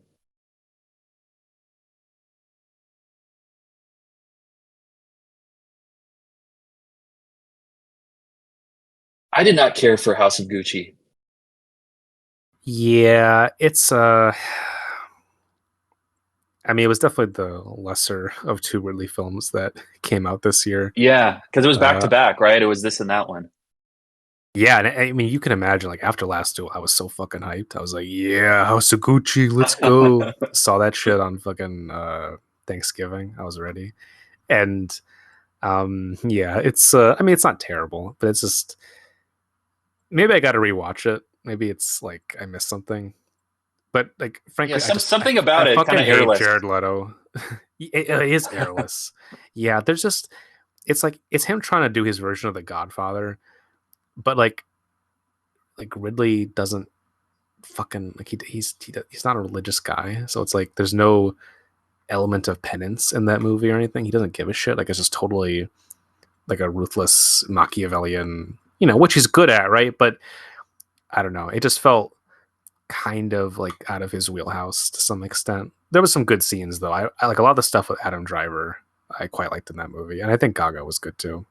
Although Yeah. Pacino and Jared Leto were ridiculous. Holy shit! Now, this is one of the more important scenes in the film, I think, and like, I mean, it meant a lot to me when I watched it. Is that this is a culture that will they'll even do this to animals. You know what I mean? Like they'll just this Yeah, brutality, just starts hitting with a shovel, and like you can see it in her face. You know what I mean? She kind of there's something that like revealing about that whole exchange right there. but yeah, 'cause she realizes that she's essentially like treated the same way these horses are, just as like Yeah. okay, well you're fucking breeding stock and property, and just kind of like the horror of that is very imminent on Jodie Comer's acting performance. Yeah, I love her relationship with the stable master, and the kind of like when the smile spreads across his face, and when he realizes, okay, this is somebody that I can much more happily do business with when Carouge leaves and the household. Yeah, no, I figure watching these scenes, I have to wonder to myself, like, all right, like before fucking the 19th century, like, did any straight woman ever actually have an orgasm? Like, like watching Right. movies like this, it makes you wonder, like, did this actually, did this exist? Was this like a recent discovery? Because it's like, holy shit. The little death, right? Yeah. It's a great turn of phrase.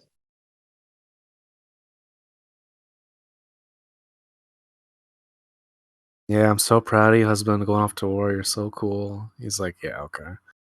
But she's really nice. Like she's like, she's not delighted Oh no, necessarily that he's no, leaving. Yeah. she's nice about it. That's how I would have been. I'd be like, yeah, cool, man. I'm glad, Oh yeah, fuck him. Yeah. sure. She kind of looks like what the girl in the pearl earring. But there's something about the costume, I don't know, that's like reminding me of something I've seen, but I can't remember what exactly.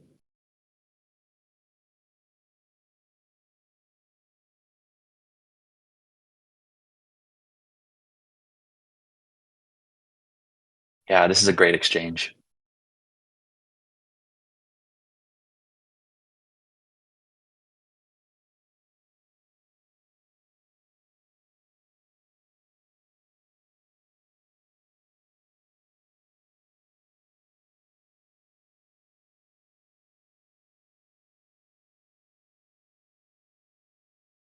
Yeah, the little bit of shades of Kingdom of Heaven here, where she's like managing the estate.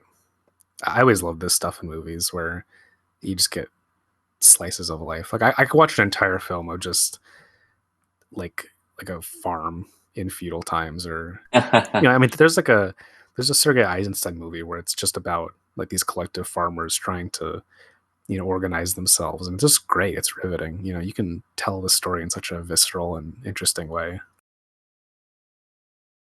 Right, and like I think that the reason she seems to have more success at working this land than her husband is that like it's a relationship with her. She's not just trying to Well, it's not impose a this pit stop. brutality onto it. Yeah, yeah, but I mean she seems to be kind of like listening to the Yeah, people around because her. I think I listening imagine is a like big he deal. just comes in and it's like, all right, well, glad everything's sorting itself out, whatever. Like he doesn't care. Yeah. I mean, he married well in more ways than one for sure.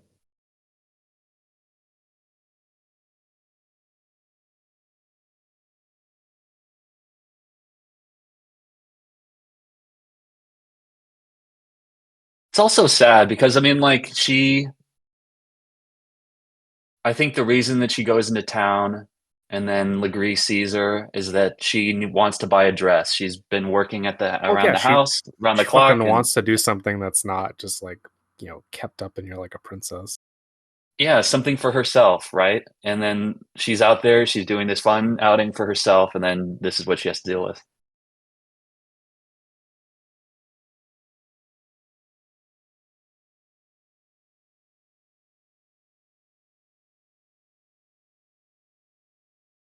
Yeah, I think the foundation of this relationship with the mother-in-law is it just yeah, it just has to do with that dynamic of like the mother-in-law senses that I don't know, there's ways in which she was oppressed and had to like foreclose on certain And that desires. basically, who are you to think that you deserve better than me? Right. It's like there's a sadness to it. There's a kind of like, Well, there's I bitterness, hate right? yeah. Yeah, bitterness, maybe that's a better word. Yeah.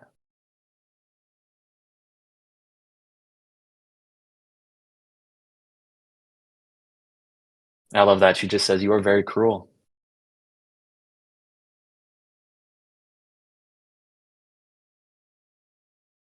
Do you know, I feel bad. I'm not familiar with Nicole Holofcener. I'm probably mispronouncing her name, but she was the writer in addition to Affleck and Damon on this. And she did a great job. But she's an independent filmmaker, made a bunch of movies. I'm always hearing people on Twitter talk about them.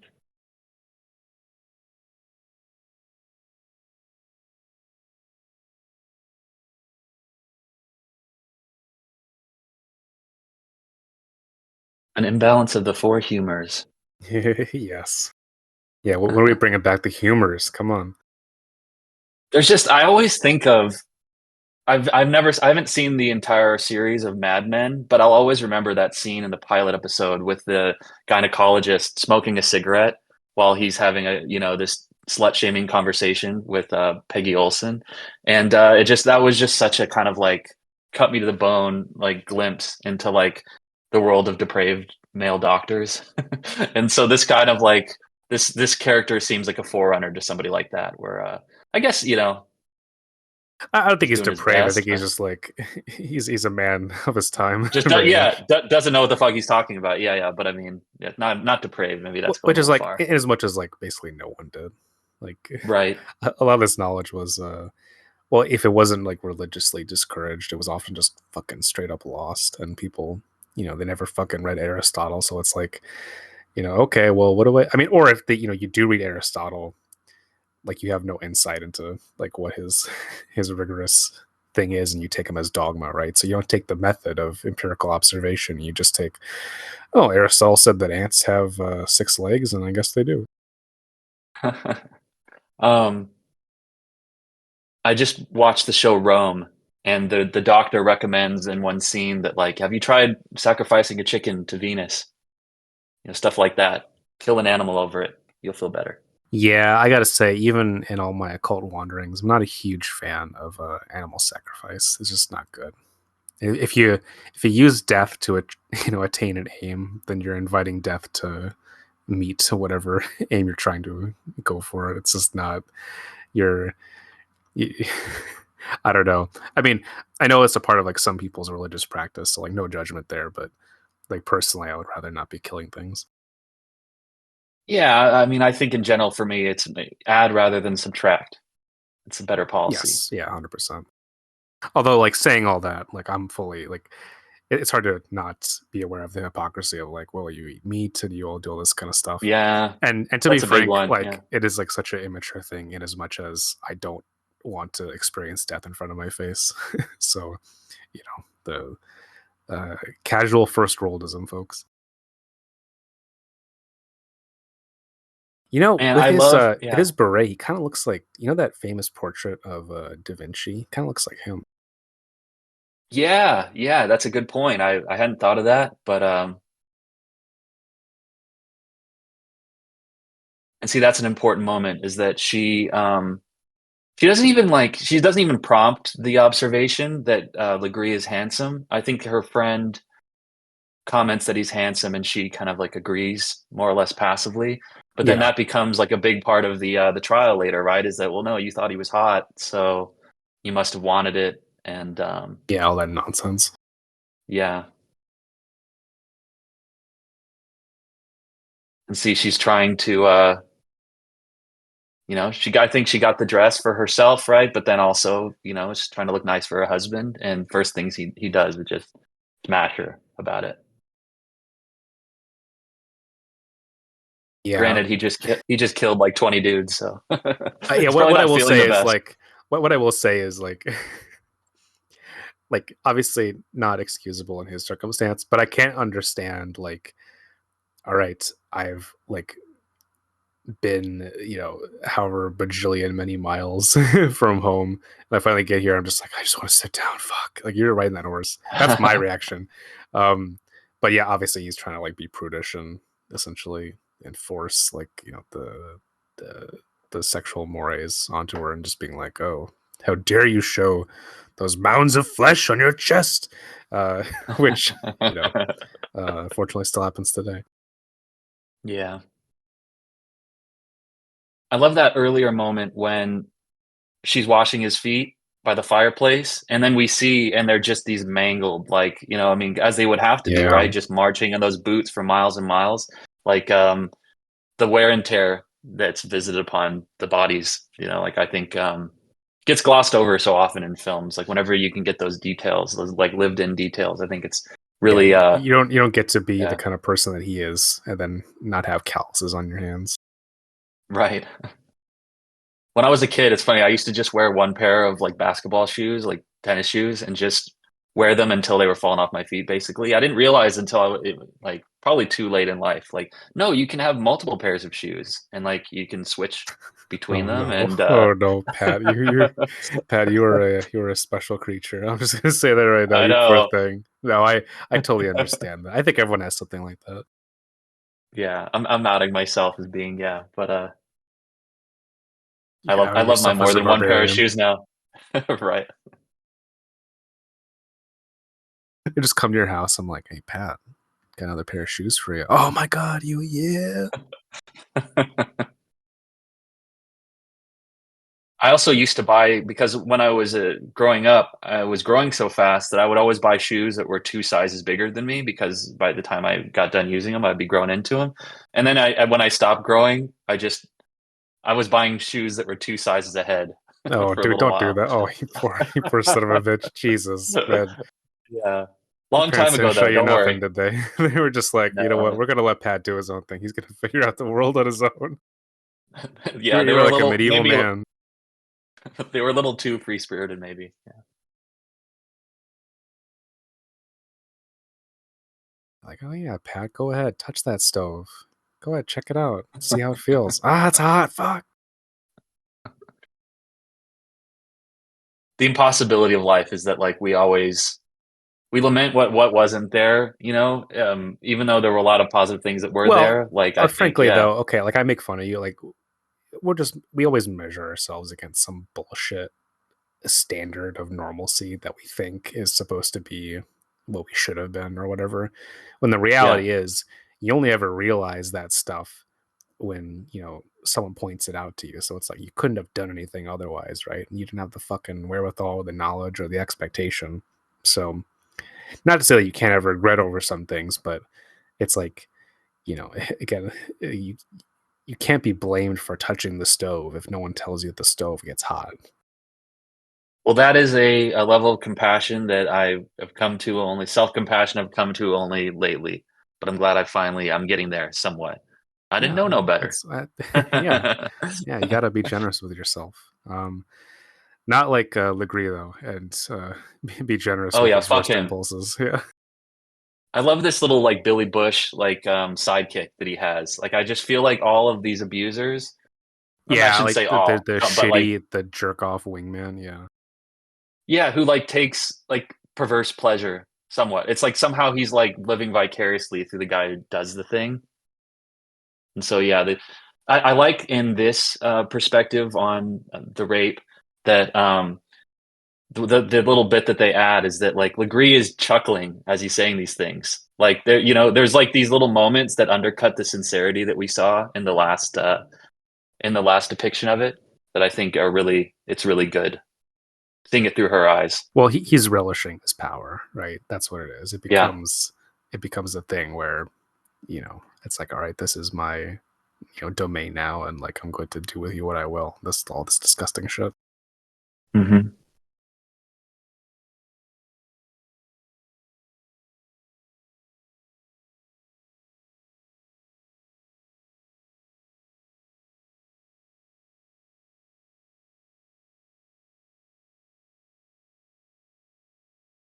I mean, yeah, he basically like has been like stalking her in a weird way, and like uses her own misgivings about her husband and her own situation uh, to be like, it's like, oh yeah, well, instead of being with that asshole, be with me. Maybe I'll be slightly less of a jerk to you. It's like, yeah, great, cool, dude. That sounds awesome. Nope, it sucks.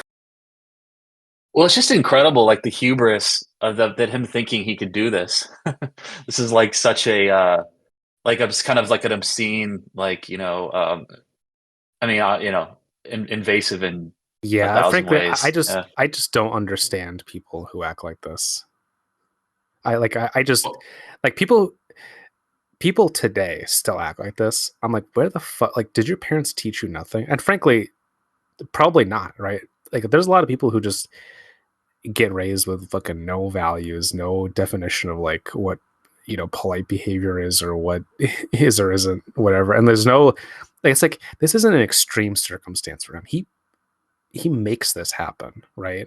This is a choice. It's about as a it's a choice that is clear cut as it gets for him to do this whole thing and to to be a fucking monster. And people just I just don't get it. Like I truly don't understand it. Like it just feels, even if you take away the whole, different time, different place of this, the fact that people nowadays will like Pat, if I if you're fucking having dinner and I go over and I see you Hmm. having dinner and I come over and I just grab something off your plate and start eating it, like you'd be like, what the fuck? Like, but there are people who do this kind of shit, like just like really. I'm like, all right, man, like what are we doing? Like, are we do we have like decorum or awareness at all? And I just feel I don't I don't feel bad for them necessarily. I just feel like what happened? Like I just don't. I wish I understood like what made you like this. And I just think certain people, it's like, yeah, their parents just don't ever bother to fucking be like, hey, maybe like have some self restraint. And it's like, nope, they just are like, they get enabled to have all their worst impulses happen. Well, yeah, and like people not understanding what their responsibility to other people should be. Like I've chosen. I think I'm fairly well decided. I will not be having kids. Um, there's a little bit mixed in there among the other motives is like the fear that like one of them can grow up and do something horrible. Um, the kind of like what you think about those parents who have kids that go on to be school shooters, and you do the best you can, and I think like on one level you can look at this character Legree as somebody who looks at other people and the world as like you exist to flesh my will rather than this is these are other human beings that I bear some responsibility towards, to treat them with dignity and respect, Well, to you just observe got no empathy, boundaries. right? Yeah. You're just, it's Yeah, like empathy. I never put myself into the position of like, would I like this done to me? Nope. It's just I'm gonna run roughshod, and you're just get bent if you have a complaint. And yeah, I don't know. It's just uncouth, I would say, is the term Well, yeah, for you just look that at general kind of behavior. And absolutely fucking depraved is for what he's doing right now. Like, but it's just an extension of that kind of thing, right? He has no empathy for her. He doesn't see her as a person. this no way to know for sure, but like you can look at for instance Pierre, the Ben Affleck character. Like he strikes me as somebody who would do something like this, but it wouldn't be some important man's wife. It would be some lowborn person that would have no recourse to do anything to him. Yeah, It's well, in a terrible way, he has the wherewithal to understand that like what he can or can't get away with, and what is easy and what comes easy to him, right? It's like yeah. I no mean, one gives a shit if for these one of these motherfuckers, if they sexually assault someone who's like a peasant, right? No one fucking cares, and that's just how it is. Like, Yeah. it's like the fact that any of this duel happens at all is because he dares to do it to someone who is of means, right? As and like how much of a nightmare is that to think about? Right. The madness isn't in the rape. It's in the hey, it's the time and place, Well, it's the well, context. It's the person. and I would just want to say like there is definitely madness in the act of rape. But what I mean is just for this Of society, course. Yeah, right? yeah. Like it is, Oh, I was just talking from their point of like view. Yeah. yeah, exactly. Like what is considered just casual. I don't know. Like I mean, it's insane to think of it as casual, but frankly, I do have to wonder if it wasn't at several points. Hmm. I mean, I think the term rape and pillage doesn't come out of nowhere. Like Yeah. these things unfortunately can and did happen.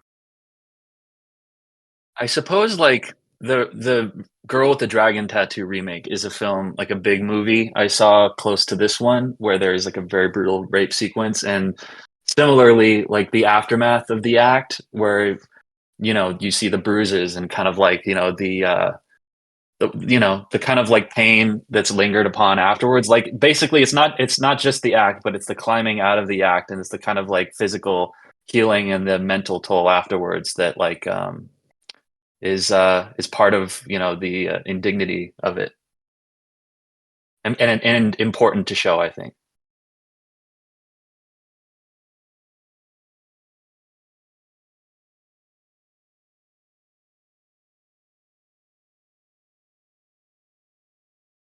Yeah, the crazy thing to think about is like there are no fucking therapists back in these times. Yeah, There's no one to talk to really. Like she can't talk to fucking anyone.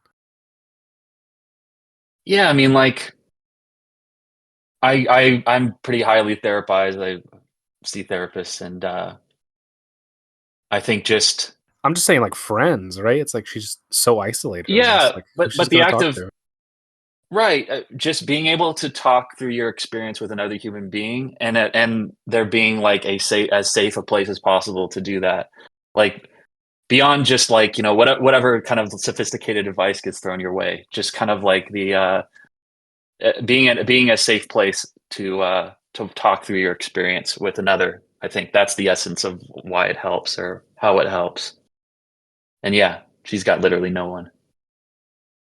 Yeah, I think the cinematography is really great here because just everything is slate gray in these scenes afterwards, and you can really feel the despondency of what's happened.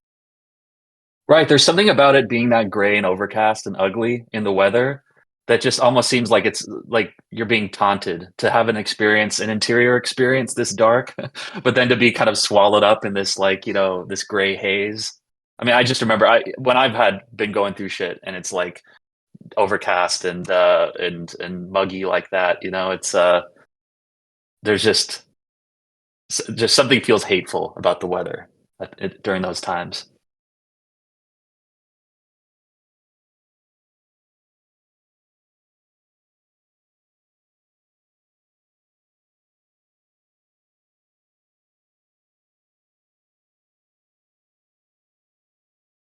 So this scene was pretty shocking. I remember at the time when I watched it. Like I, Oh yeah, people in my audience were like, you could hear a pin drop. right, and because in my opinion, I mean, I she's raped again in this scene by her husband when he Yeah, you know insists what? You're right. I on didn't even taking her think about bed. that. Yeah, Yeah, it's like because it's like we have the two repeated, and then we have this one. Ugh, it's fucking awful. Jesus.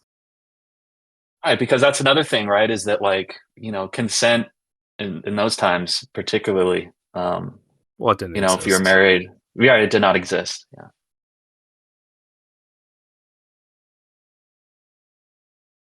I just love the very ending of this film. I mean, of course, the button on the very end is brilliant, but like after the duel, when she descends the tower and they like embrace each other, and then he holds up her hand like she's Rocky at the end of the duel, something. Yeah,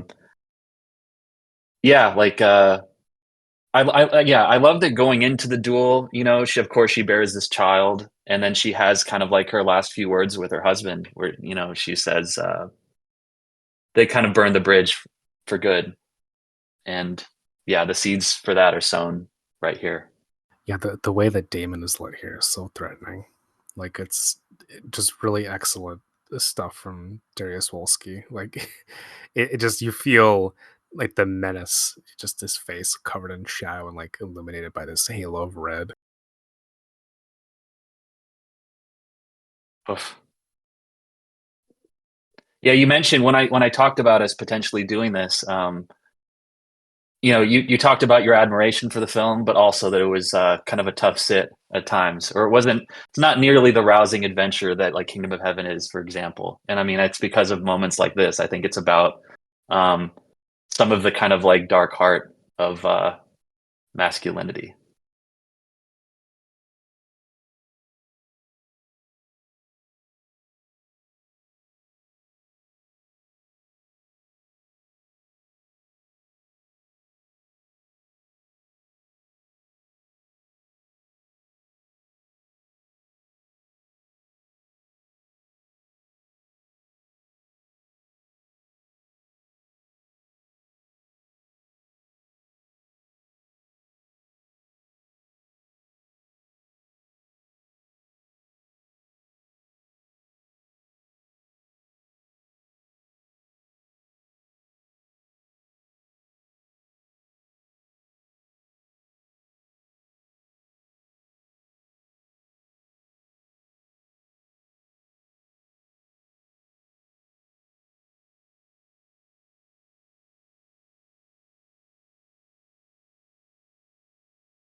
And we haven't really spoken of it, but the disbelieving friend here, Oh yeah, that kind yeah. of yeah, is another important character. You know, like kind of another non-ally on her side of the fence. Yeah, I don't even to me it's like obviously it's not worse than it, but like it's like the second worst thing that could possibly happen is to like, oh yeah, oh great, well now you're gonna disbelieve me, right? Well, when did you believe me before? When it was convenient to you, and now that it's not convenient, you're gonna throw me to the wolves. Like to me, it's just like yeah, the fucking definition of a fake ass friend, just fucking worthless. I think there's something of Marguerite where I think that maybe she's perceived by others as being like she's almost like the lead cheerleader. She's like the most perfect and kind of like, you know, the Well, she's aspirational she's woman to all these seen as an people. extension of him. She's seen as like okay, basically she's a part of his, his whole retinue, his apparatus. And so she gets treated with the same level of suspicion and he gets treated like garbage, so so does she, right? Cuz he can't control his shit. He can't play the game. So they're like, "Okay, well, like why care about her then? She's just a part of, what he represents." Right. And not only that, but like what like there I can see there being like an aspect of like she's perfect. Like how could she be raped? Right? I mean, like how could something like that go Oh down? Like yeah, there's like that can there's happen. not the idea that it could happen to anybody, right? And so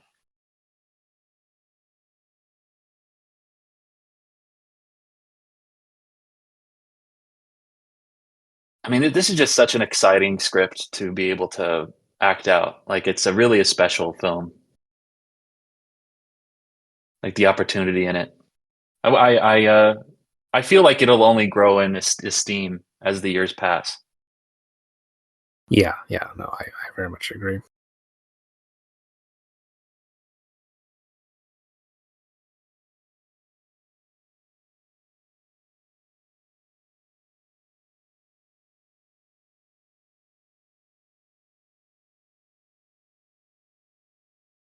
Yeah, see, like his his mom here is like fucking see look at this. Like she literally compares her to the presents. Sorry, no, the peasants. Like it's just Yeah. it's seen as like, but it's like she's aware of what she's saying, but it's also like just such a put down. It's like, out. Someone talked to me like this once, and can I tell you, it was like one of the worst moments in my entire life, and I just have nothing but venom. Like, and there's this point here where she's like, "You look at me if I was never young," and it's Hmm. like on one hand I get that shit also, but it's like I don't know, like it's like the ultimate form of sour grapes, right? Like you like if you're sexually assaulted and you use that as an excuse to be like, well, you don't get to complain because I didn't. It's like, okay, well, no, that was obviously some shit that happened with you, but that does not like you know what I mean. Like it's, I think people oftentimes have this logic where, well, I didn't, nothing happened to me, so why do you deserve any better? And it's like, well, maybe because we're all fucking human beings and we all deserve better, and like I'm sorry that you didn't, but also like at a certain point, can we ask for something else? Can we ask for better in whatever way we can? And yeah, just that type of like that fucking like loser logic to me, I just don't like it because it's like there's trauma responses, yeah, but there's also like using your trauma to like silence other people when they experience their trauma, and I just don't think that's ever okay. Well, yeah, I mean, it's like it's naturalizing the injustice as a way of making it go down smoother. And like I can Yeah, see right. how If that would it's be, okay if yeah. no one complains, right? It's okay if it just Right. becomes normalized. Yeah, and like, man, with so many subjects, I feel like I return to that of with other people, but that basically, no, this is the way it was always done, and this is the way and hey, I've made my way in the world under within this framework, so maybe you should just shut up about it. And yeah, I'm very decidedly against that sentiment.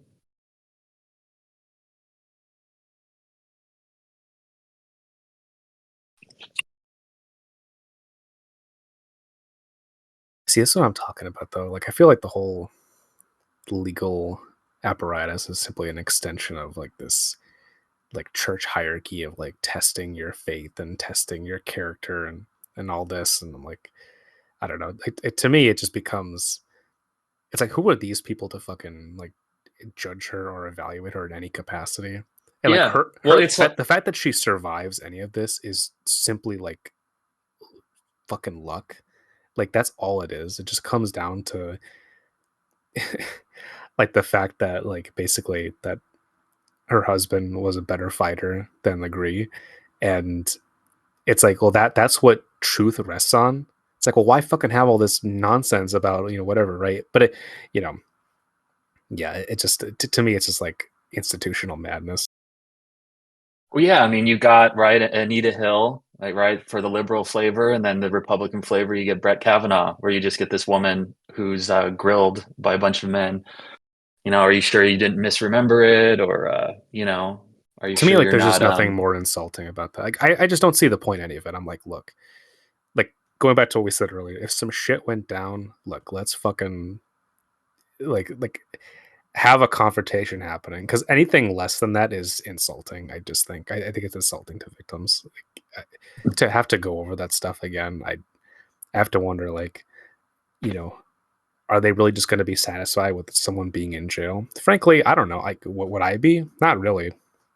Like, it sucks. It's just, yeah. I don't know.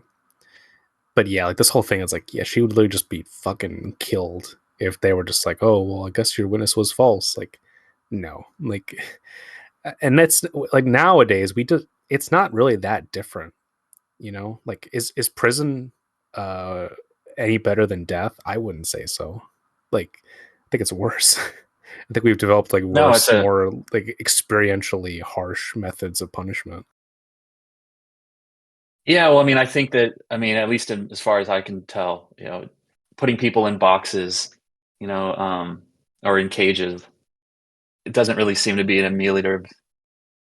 It doesn't seem to be like a remedy to our No, it doesn't make society's you a better ills. Yeah. person. It doesn't make you reconsider your fucking life. Like, it's especially in the mass way that it's done now. It's not like, okay, well, you're in exile, right? We're gonna put you over here with this, right? No, you're just lumped together with a bunch of assholes who may be fucking, God knows what. And it's like, all right, well, yep, here you go. This is justice. It's like, give me a break, dude. Just fucking like, to me, like, I am like, I swear to God, like, maybe I'm outing myself. Maybe I shouldn't say this on the fucking commentary, but like, I would much rather be fucking killed than like go to prison. Like, fuck that, dude. Going to prison, I'm like, not even addressing anything individually specific about it. I just find it fucking insulting. I'm like, I don't fucking recognize your legal apparatus. It doesn't. It should not have sway over my fucking soul. Like, you do not evaluate my character. All right. If you want something from me, fucking kill me. Chop off my hand. Do something. Right. But you will not have my repentance for whatever. Yeah, well, I mean, of course, yeah, I mean, respect to that, and like, and I think repentance isn't really the idea, right? It's Well, not no, like the but the idea isn't to idea, but the transform you; it's to punish you. Yeah. no, but the idea is to transform you, right? To transform you into a prisoner, right? Suddenly you stop being a human being and now you're subject to the state apparatus, right? The prison industrial complex. You become, Mm. you know, the whole model citizen thing is a joke. But yeah, I don't know. This is maybe if we ever have a yeah, we'll do like a prison movie. We could talk about this. Yeah, do Dead Man Walking or something. But like, I'm heartened to have to say by like, and Twitter isn't real life, but like, I do think that the way to push further on these issues of institutionalized misogyny and sexual assault and believe the victims and whatnot is that men have to call each other out. That seems to be kind of like, if there is to be an evolution, that's the direction that we need to evolve towards, is Yeah, like it's like basically enough of like this what. nonsense, like bro culture, that horseshit. Yeah, It's like, oh, exactly. Yeah. yeah, I got your back no matter what. Like, enough of that. Yeah, and I mean, I think like there is a degree to which Me Too, didn't go far enough, in my opinion, and there was a cynicism to it, and of course, it was very focused on like the lowest hanging fruit, celebrity culture and whatnot, and the kind of like the well-to-do, the heights of power. You know what I mean? Like these indignities being visited upon them. But like, I don't want to. I try and look at it that as like it should be the beginning of something, not the end of something. I think there's quite a few people that would like for it to be the last word, and I just I don't know. I don't want to give up. You know what I mean? It's like Kingdom of Heaven, right? You just try to you want things to keep getting better. You want to keep pushing in a positive direction. No telling whether we're ever going to get there, but I think it's an important conversation that I don't want it to go away. Yeah, I don't know. It is one of those where like I don't know. It's a topic that's somewhat beyond me. I would say it's Me like, too. I'll come clean. Yeah, me too. But yeah, doing my like best here. I'm not going to be an expert or anything. I can only describe like my own personal inclinations. Um, oh fuck, we're already at the duel. Holy shit. Yeah, which is incredible. I have to say, like, it's pretty brief, which I think, like, I'm glad it doesn't go on for too long. I mean, it goes on for quite a bit as far as these things are concerned, but like, I think that it's a little bit of that brevity is the soul of wit applied to Well, fighting. and Ridley Yeah. just he's never extended his stuff more than he has to. I mean, look, Pat, if we're dueling, I don't give a fuck if we're wearing armor. Like, if I hit you with a sword, it's gonna hurt. Like, you're not gonna Oh last too yeah, much long. Like, you know what I mean? If you hit me in the head, like I'm basically dead. Like, just fucking it gets you know, violence is it's a lot less elongated than it is usually in movies where like, oh, I get punched 17 times. Like, no, dude, you punch me once, twice, I'm out. you know what I was thinking last time I watched this is and I'm gonna exercise after we're finished with this. Like, I get tired just like lugging a kettlebell from like one side of the room to the other, like or Yeah. doing my squats, and like when I watch this sequence, I just see these guys in this armor that's like, I mean, I don't know how much that shit must weigh, like hundreds of pounds, like, and just to Actually, it doesn't like weigh that much. It's like, I mean, it does weigh stuff, but it's like, the plate does, right? well, I actually think the chainmail might wear more the play. Like, I don't know. I mean, again, I'm not a fucking expert in medieval whatever. Um, but like, I don't know, a video like I saw like a guy who was like in shape and he was, he was jumping with the plate mail armor on. He was moving around like really Oh easily. shit, Like, it's okay. it's actually like less cumbersome than you think it would be. Just because like if you have plate armor, usually it's designed for your body, so it's designed to move with you, right? Like, it's not just like, oh, whatever we make, it's like all customized. It's very, I mean, like a plate armor, like back then, it's like actually like a very, very, very valuable piece of equipment because it's always custom made. It's designed, for Yeah. this purpose, and it's it takes a lot of time to make, right? Because you have all these individual pieces, and there's no industry, right? So you're relying on a forger to craft all this stuff and you know make it look a certain way and have a and there's like specifications, all that.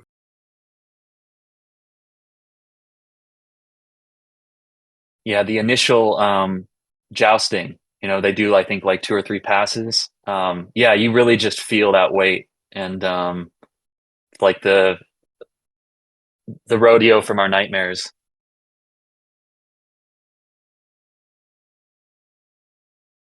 Poor horses.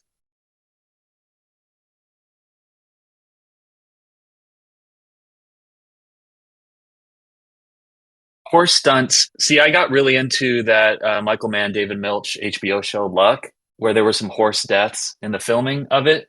And this was them working within the American Humane Association standards and whatnot, like doing everything they could to be safe. I just think over time it's been interesting to kind of look at like the way animals are used in stunts like this, and I feel like they're being phased out. More and more animals are being replaced with CGI for humane reasons. But they still get And I don't put to know, work man. pretty. For this kind of thing, you can't beat a real horse. I'm sorry. Like, there's No, no of course. CGI that's gonna to replicate Now this. that See, I think that tumble was CGI. See, I think that Ridley probably used real horses and as much Sure, as he yeah. No, I could. mean, like But for like yeah, yeah. extreme stuff, yeah, I don't mind that. But like like a guy on a horse, that's what it is, right? You're not gonna really fuck around with that too much. Oh, of course. But I mean, compare this to like, I mean, the early days of Hollywood, they just kill him, right? I mean, to my knowledge, that's what they did. Yeah, well, yeah. Well, they just, I mean, they had people like non-union labor. People would just get killed making those movies. Like, Yeah. and no one would, it was just like, all right, cool, whatever. We used to be a country. I would say that. I'm Oh, just I kidding. forgot Just kidding. the horse fucking kicks him. I forgot about that. Oh yeah, yeah. But yeah, there's so many just like amazing little beats. Yeah, the horse kicking him in the head is one of them. And like really like this whole fight is infused with like extra tension because it's not really like, you want Matt Damon to win. It's just that you don't want Marguerite to lose. And so Yeah, exactly. every time he gets knocked down, you're just like, holy shit! Like I really don't want to see this woman get burned. Yeah, it's really interesting because it's like it's an intense, riveting fight where you don't have any personal stake in the individual people. You don't see that a whole lot. Right. And yet, I mean, it's just edge of my seat. But I think it's because of that. I mean, I think that it's because she's in the fight, even if she's not on the ground swinging the sword. Fucking breaks the sword, man. Hell yeah. Yeah, they obviously saw Kingdom of Heaven use the whole part of the sword. See, and this is how you use handheld, but not have it be like shaky cam can look good Annoying. in Yeah. action scenes, right? Like this is how you make it look good because it's very clear. It's actually pretty steady. Like you're Mhm. oh, he's punching him. Fuck. Yeah, I think I saw some of the storyboards that Ridley Scott drew for this film, and yeah, they're amazingly It's detailed. all Like he's careful really, stuff, yeah. You yeah, could tell, like all this stuff is so meticulous. Oh, he fucking stabs him yeah. in the This, balls. I forgot about that. oh,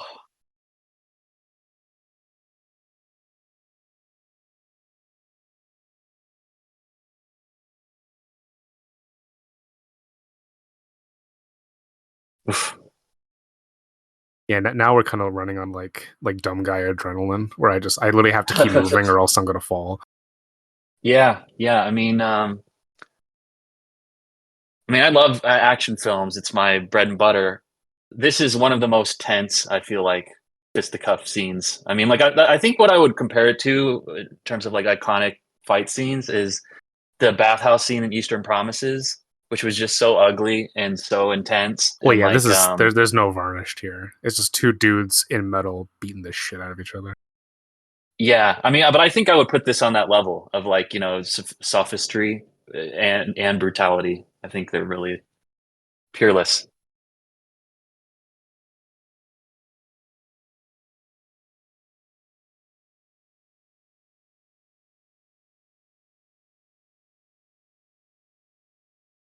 Afterwards, I'd love to clock just like how long, like what the runtime of this fight scene is, because I feel like it's very brief. Oh, gets him in the back of the leg. Yeah. Oh,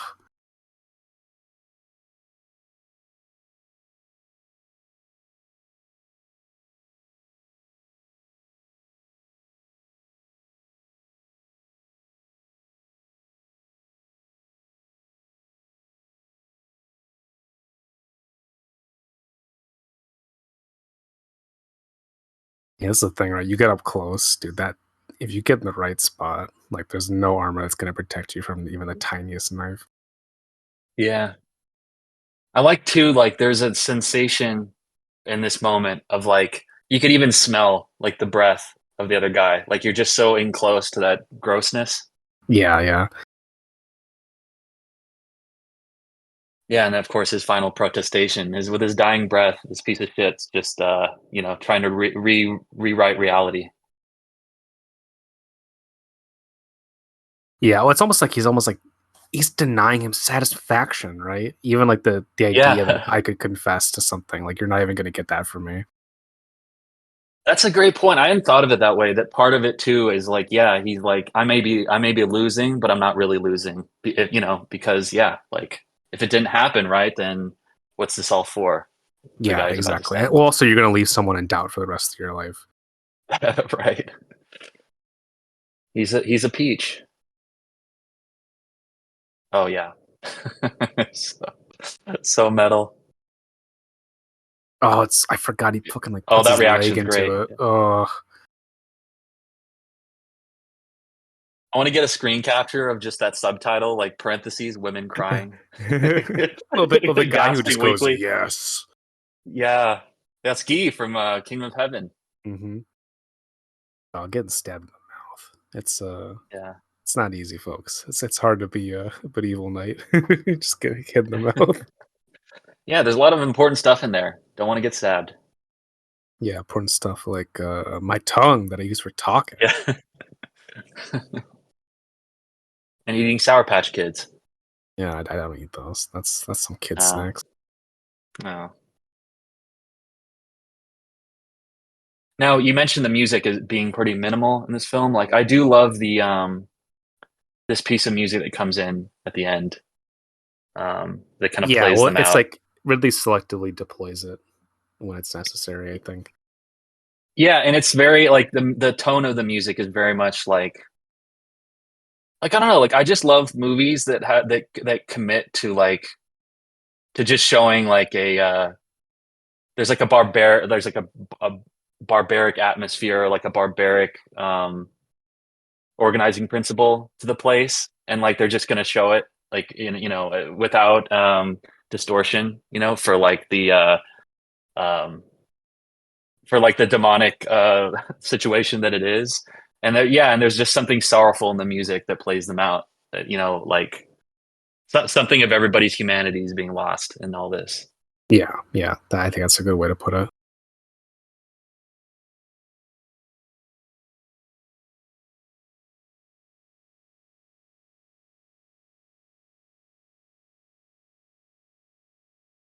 Yeah, see, Ridley, he'll often cut rather than move the camera, but with this kind of bit where she's coming down, I like that he stays on her for a pretty long time.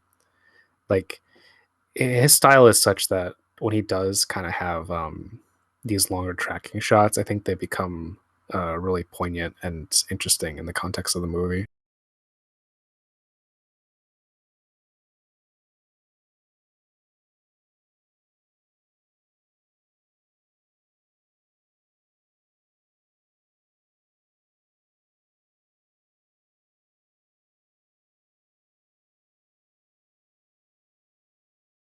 You know what's so kind of sad?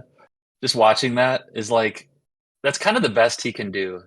Like that's Yeah, like well, that's it, right? That's the end game of his entire way of being. right, but I mean, there's just something. I think that is him trying to.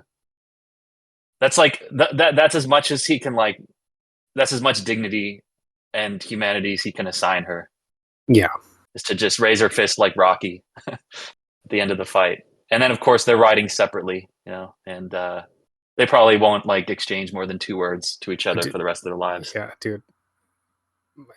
how is my man still writing? Like, dude, if you got stabbed near the groin, like, yeah, I'm sorry, you're Yeah, not riding a I'm fucking done. horse. Looked like he lost a lot of blood too. To me, that's par for the course in like movies about violent conflict. Is that like the characters are always going to be able to they'll get shot a couple times. Oh They'll no, I'm not lose questioning maybe the half the realism. blood in I their don't give a body. shit about that. What I mean is just like I imagine like after he's done writing here, like it's like, all right, give me to a fucking doctor, like that kind of thing. Like because this is all performative, right? He's the conquering hero, that kind of thing. That's what it's for. Oh, dude, I forgot that like they peel him apart. They take off all his clothes. Like they're just like vultures. Yeah, and they hang his body, and something kind of poignant about his dude bro staying behind in the stadium just long enough to see him get carried out.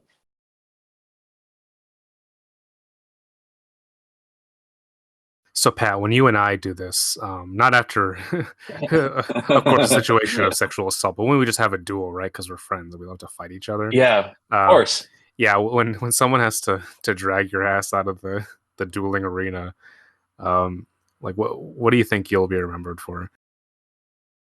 Hopefully some pretty dope ass commentary tracks. And I Damn. would also ask Wow. that we I just love it. Your dying breath. You're like, but I did talk about Last Duel one time though. Like, that's your, that's the no, ultimate I plug. would I can't get a better plug than that. no, but I would add to the mythology. I'd be like, there's a secret Spartan commentary track out there somewhere that like Oh, nobody's right, listened right, to yet.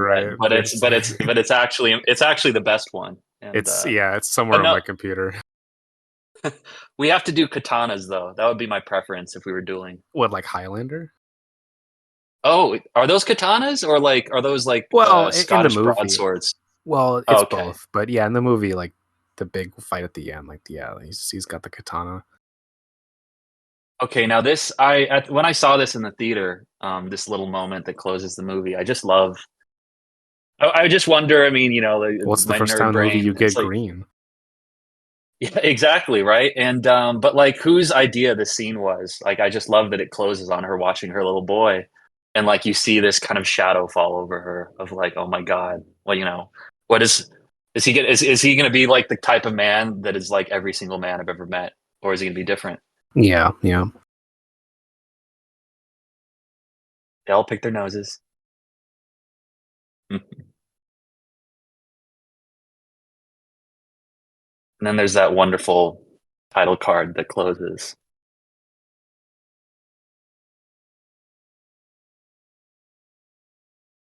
Yeah, I can't wait to see what Jodie Comer does next.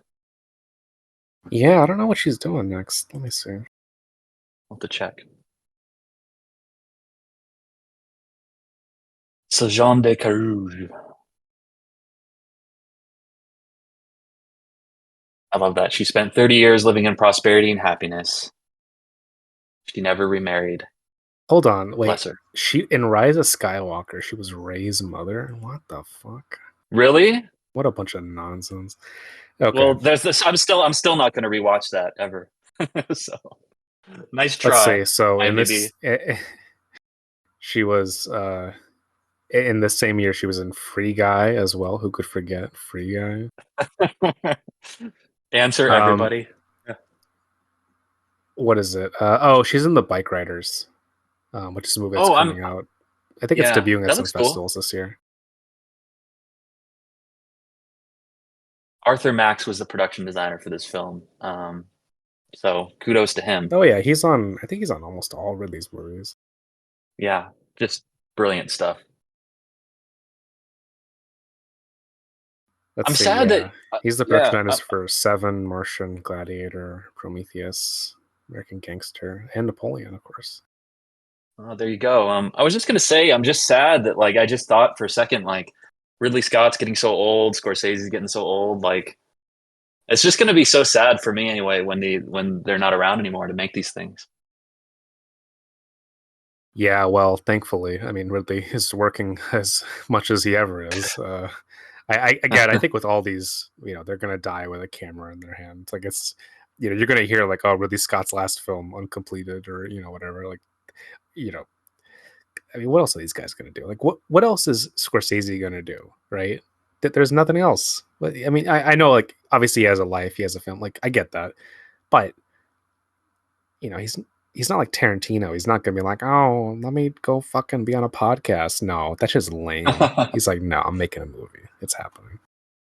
Well, you know what? Like, you seem to be living like a very robust art life. I'm trying to live that life, and I have a lot of fear. I think that like and I still have a lot of fear that when I create, it's going to be bad, and I'm Who doing better at cares? dispelling. Why? No, What? I know. I'll tell you what. Even if it's bad, guess what? You learn something from it. You learn something See, important.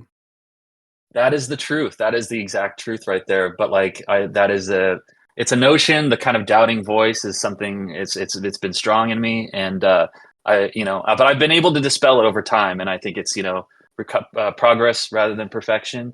But yeah, no, I'm just tying this back into like some of our favorite filmmakers here, where they've been able to have this art life that they commit to without like almost spiritual fervor, and Well, I think I mean that's all that's I've my ever wanted. belief. Is fucking okay. Like whether someone says your shit is bad or not, like, oh, you made a bad fucking movie. Okay. At the end of the day, you got to treat art like you treat your soul. Okay. No one at the the final moment is going to judge you except for the grace of God. All right. Then at the point, then, you can, get anxious about like, oh, is this bad? Oh my God, did I fuck up? Like, look, I made a short film. Like, am I fucking do I have like regrets over this or that? Absolutely. I still made it though. Like that's more than most people do. Most people don't make shit. So, like I'll be judged like by an actual authority, not by human beings, frankly. Like not to say that, like critics, I mean look, I fight criticism. Like obviously I think it's a worthwhile pursuit. But what I mean is like you shouldn't, view someone's opinion as like, oh my God, now time to change my fucking life. Like, I mean, this movie, right? A lot of people, it was coldly received just by audiences, but it's like we're still here doing a commentary over it. And I think us doing this means more than, box office or whatever, because we're doing this out of care. We're not doing this because, no one's paying us to. We're not doing this for entertainment. We're doing this to, provide insight ideally, and also just to talk about what we're enthusiastic about, to care for something, right? And I just think that's much more meaningful than like, is it good or is it bad? Well, is it interesting? That's cooler. I care about what's interesting. We've like we did a commentary for The Way of the Gun. Is that a perfect movie? No, it's a very flawed movie, but I still like it a whole lot because I think there's a lot of cool parts to it, and I'd rather speak about those cool parts than just dismiss the whole thing as, oh, that's a bad work, right? Pat, if you write a piece of shit, guess what? There's probably going to be some cool bit in it, and I'll be like, oh, that's a cool bit. You can talk about these things, and it's not a zero sum game. Well, I'll always hope for at least one cool bit, and that Yeah, and this is if you part of do the why. cool bit, that's enough, right? Frankly, that's enough. If you do the cool bit, hey, you did it, right? That's more than enough for me. Right on, man. Ed Wood that's part of why Ed Wood was always so meaningful to me, and it's funny because it's like it's Tim Burton and Johnny Depp, both of who have fallen out of favor a bit these last few years, but Are you I think coming out they as a just Depp like. apologist? Is that what this is? Well, no, but it's more of like they just hit on something that was just so true and so beautiful and meaningful to me. Is like, it's about a guy who's creating in a climate where everybody is discouraging him and everybody thinks that it's garbage. And to this day, right? Plan 9 from Outer Space and whatnot. Wasn't it like the Razzies or some bullshit voted it like the worst Hey, movie of hey, all guess time? what though? People still watch that shit today though. People still Yeah, log that shit on Letterbox. People have that as their favorite movie. People still talk about it. That means something. That's not nothing. That means more than any amount of like ridicule. Even if they hate watch it, again, they're still paying attention. He's still a fucking I saw legend. it. He did it. I saw it on a shirt the other day. I was in Amoeba Records. There was a Plan 9 from Outer Space Right? Come T-shirt. on, man. Like that's what you want. That's the dream. Fucking having your movie on Yeah. a shirt. I love too the it's not anywhere near as good a film as Ed Wood, but The Disaster Artist about the room. And there's that beautiful scene where after the first screening of The Room, Tommy Wiseau runs out, like weeping basically into the lobby, you know, because everybody's laughing at his movie, and they're able to do like a positive reframe, like him and his buddy, the Dave Franco character, are able to kind of like, you know, they were able to like pivot and put it into a framework where like, no, I mean, like they love it, they're laughing at it, right? But they love it, and we don't get to control people's reaction to the work once And it's nor out in should the you. Nor should you. No right. one like that to me is like that's the contract of artistry. You don't get to control shit. You just do. You do it, and then you leave control up to history. Ridley Scott, I on the Mark Maron podcast, he loves all of his movies, and I find that so inspiring. Like, you know, they're It's rattling ultimate off. Chad thing. It's so cool. Even Yeah, he's like he's like a good year. It's a masterpiece. Like who else is saying this? It's incredible. it's fucking excellent. I think he said something like that. It's fucking excellent. Yeah, dude. He's so gung ho about everything. I hope like if I ever get to be that old, I hope to be as fucking sprightly and just like a go getter as Ridley Scott is. He's an inspiration. He married the woman who is Maximus's wife, I believe, in Gladiator. So he married the Yes. girl from Maximus's fantasies. That's how much of a Chad he is. Yeah, just chilling at his Italian villa. Oh yeah, he does live there, doesn't he? Yeah, He's whenever he's like, not making movies, which I can't imagine is right. very often.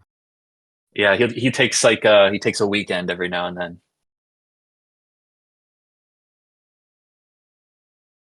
All right. Well, that was the last duel. Uh, and these will be our last words. Any final Yeah. comments? Oh, just that this was an absolute treat, and I hope we get another 20 years of Ridley Scott. Hey, yeah, Jesus. If he's making movies when he's fucking 100 years old, yeah, I will be immensely thankful. We could do his Cry Macho, where he's just kind of we're just happy that he's happy that he's Yeah, showing up. You yeah, yet another alien movie. Yeah, I don't think so. know. Yeah.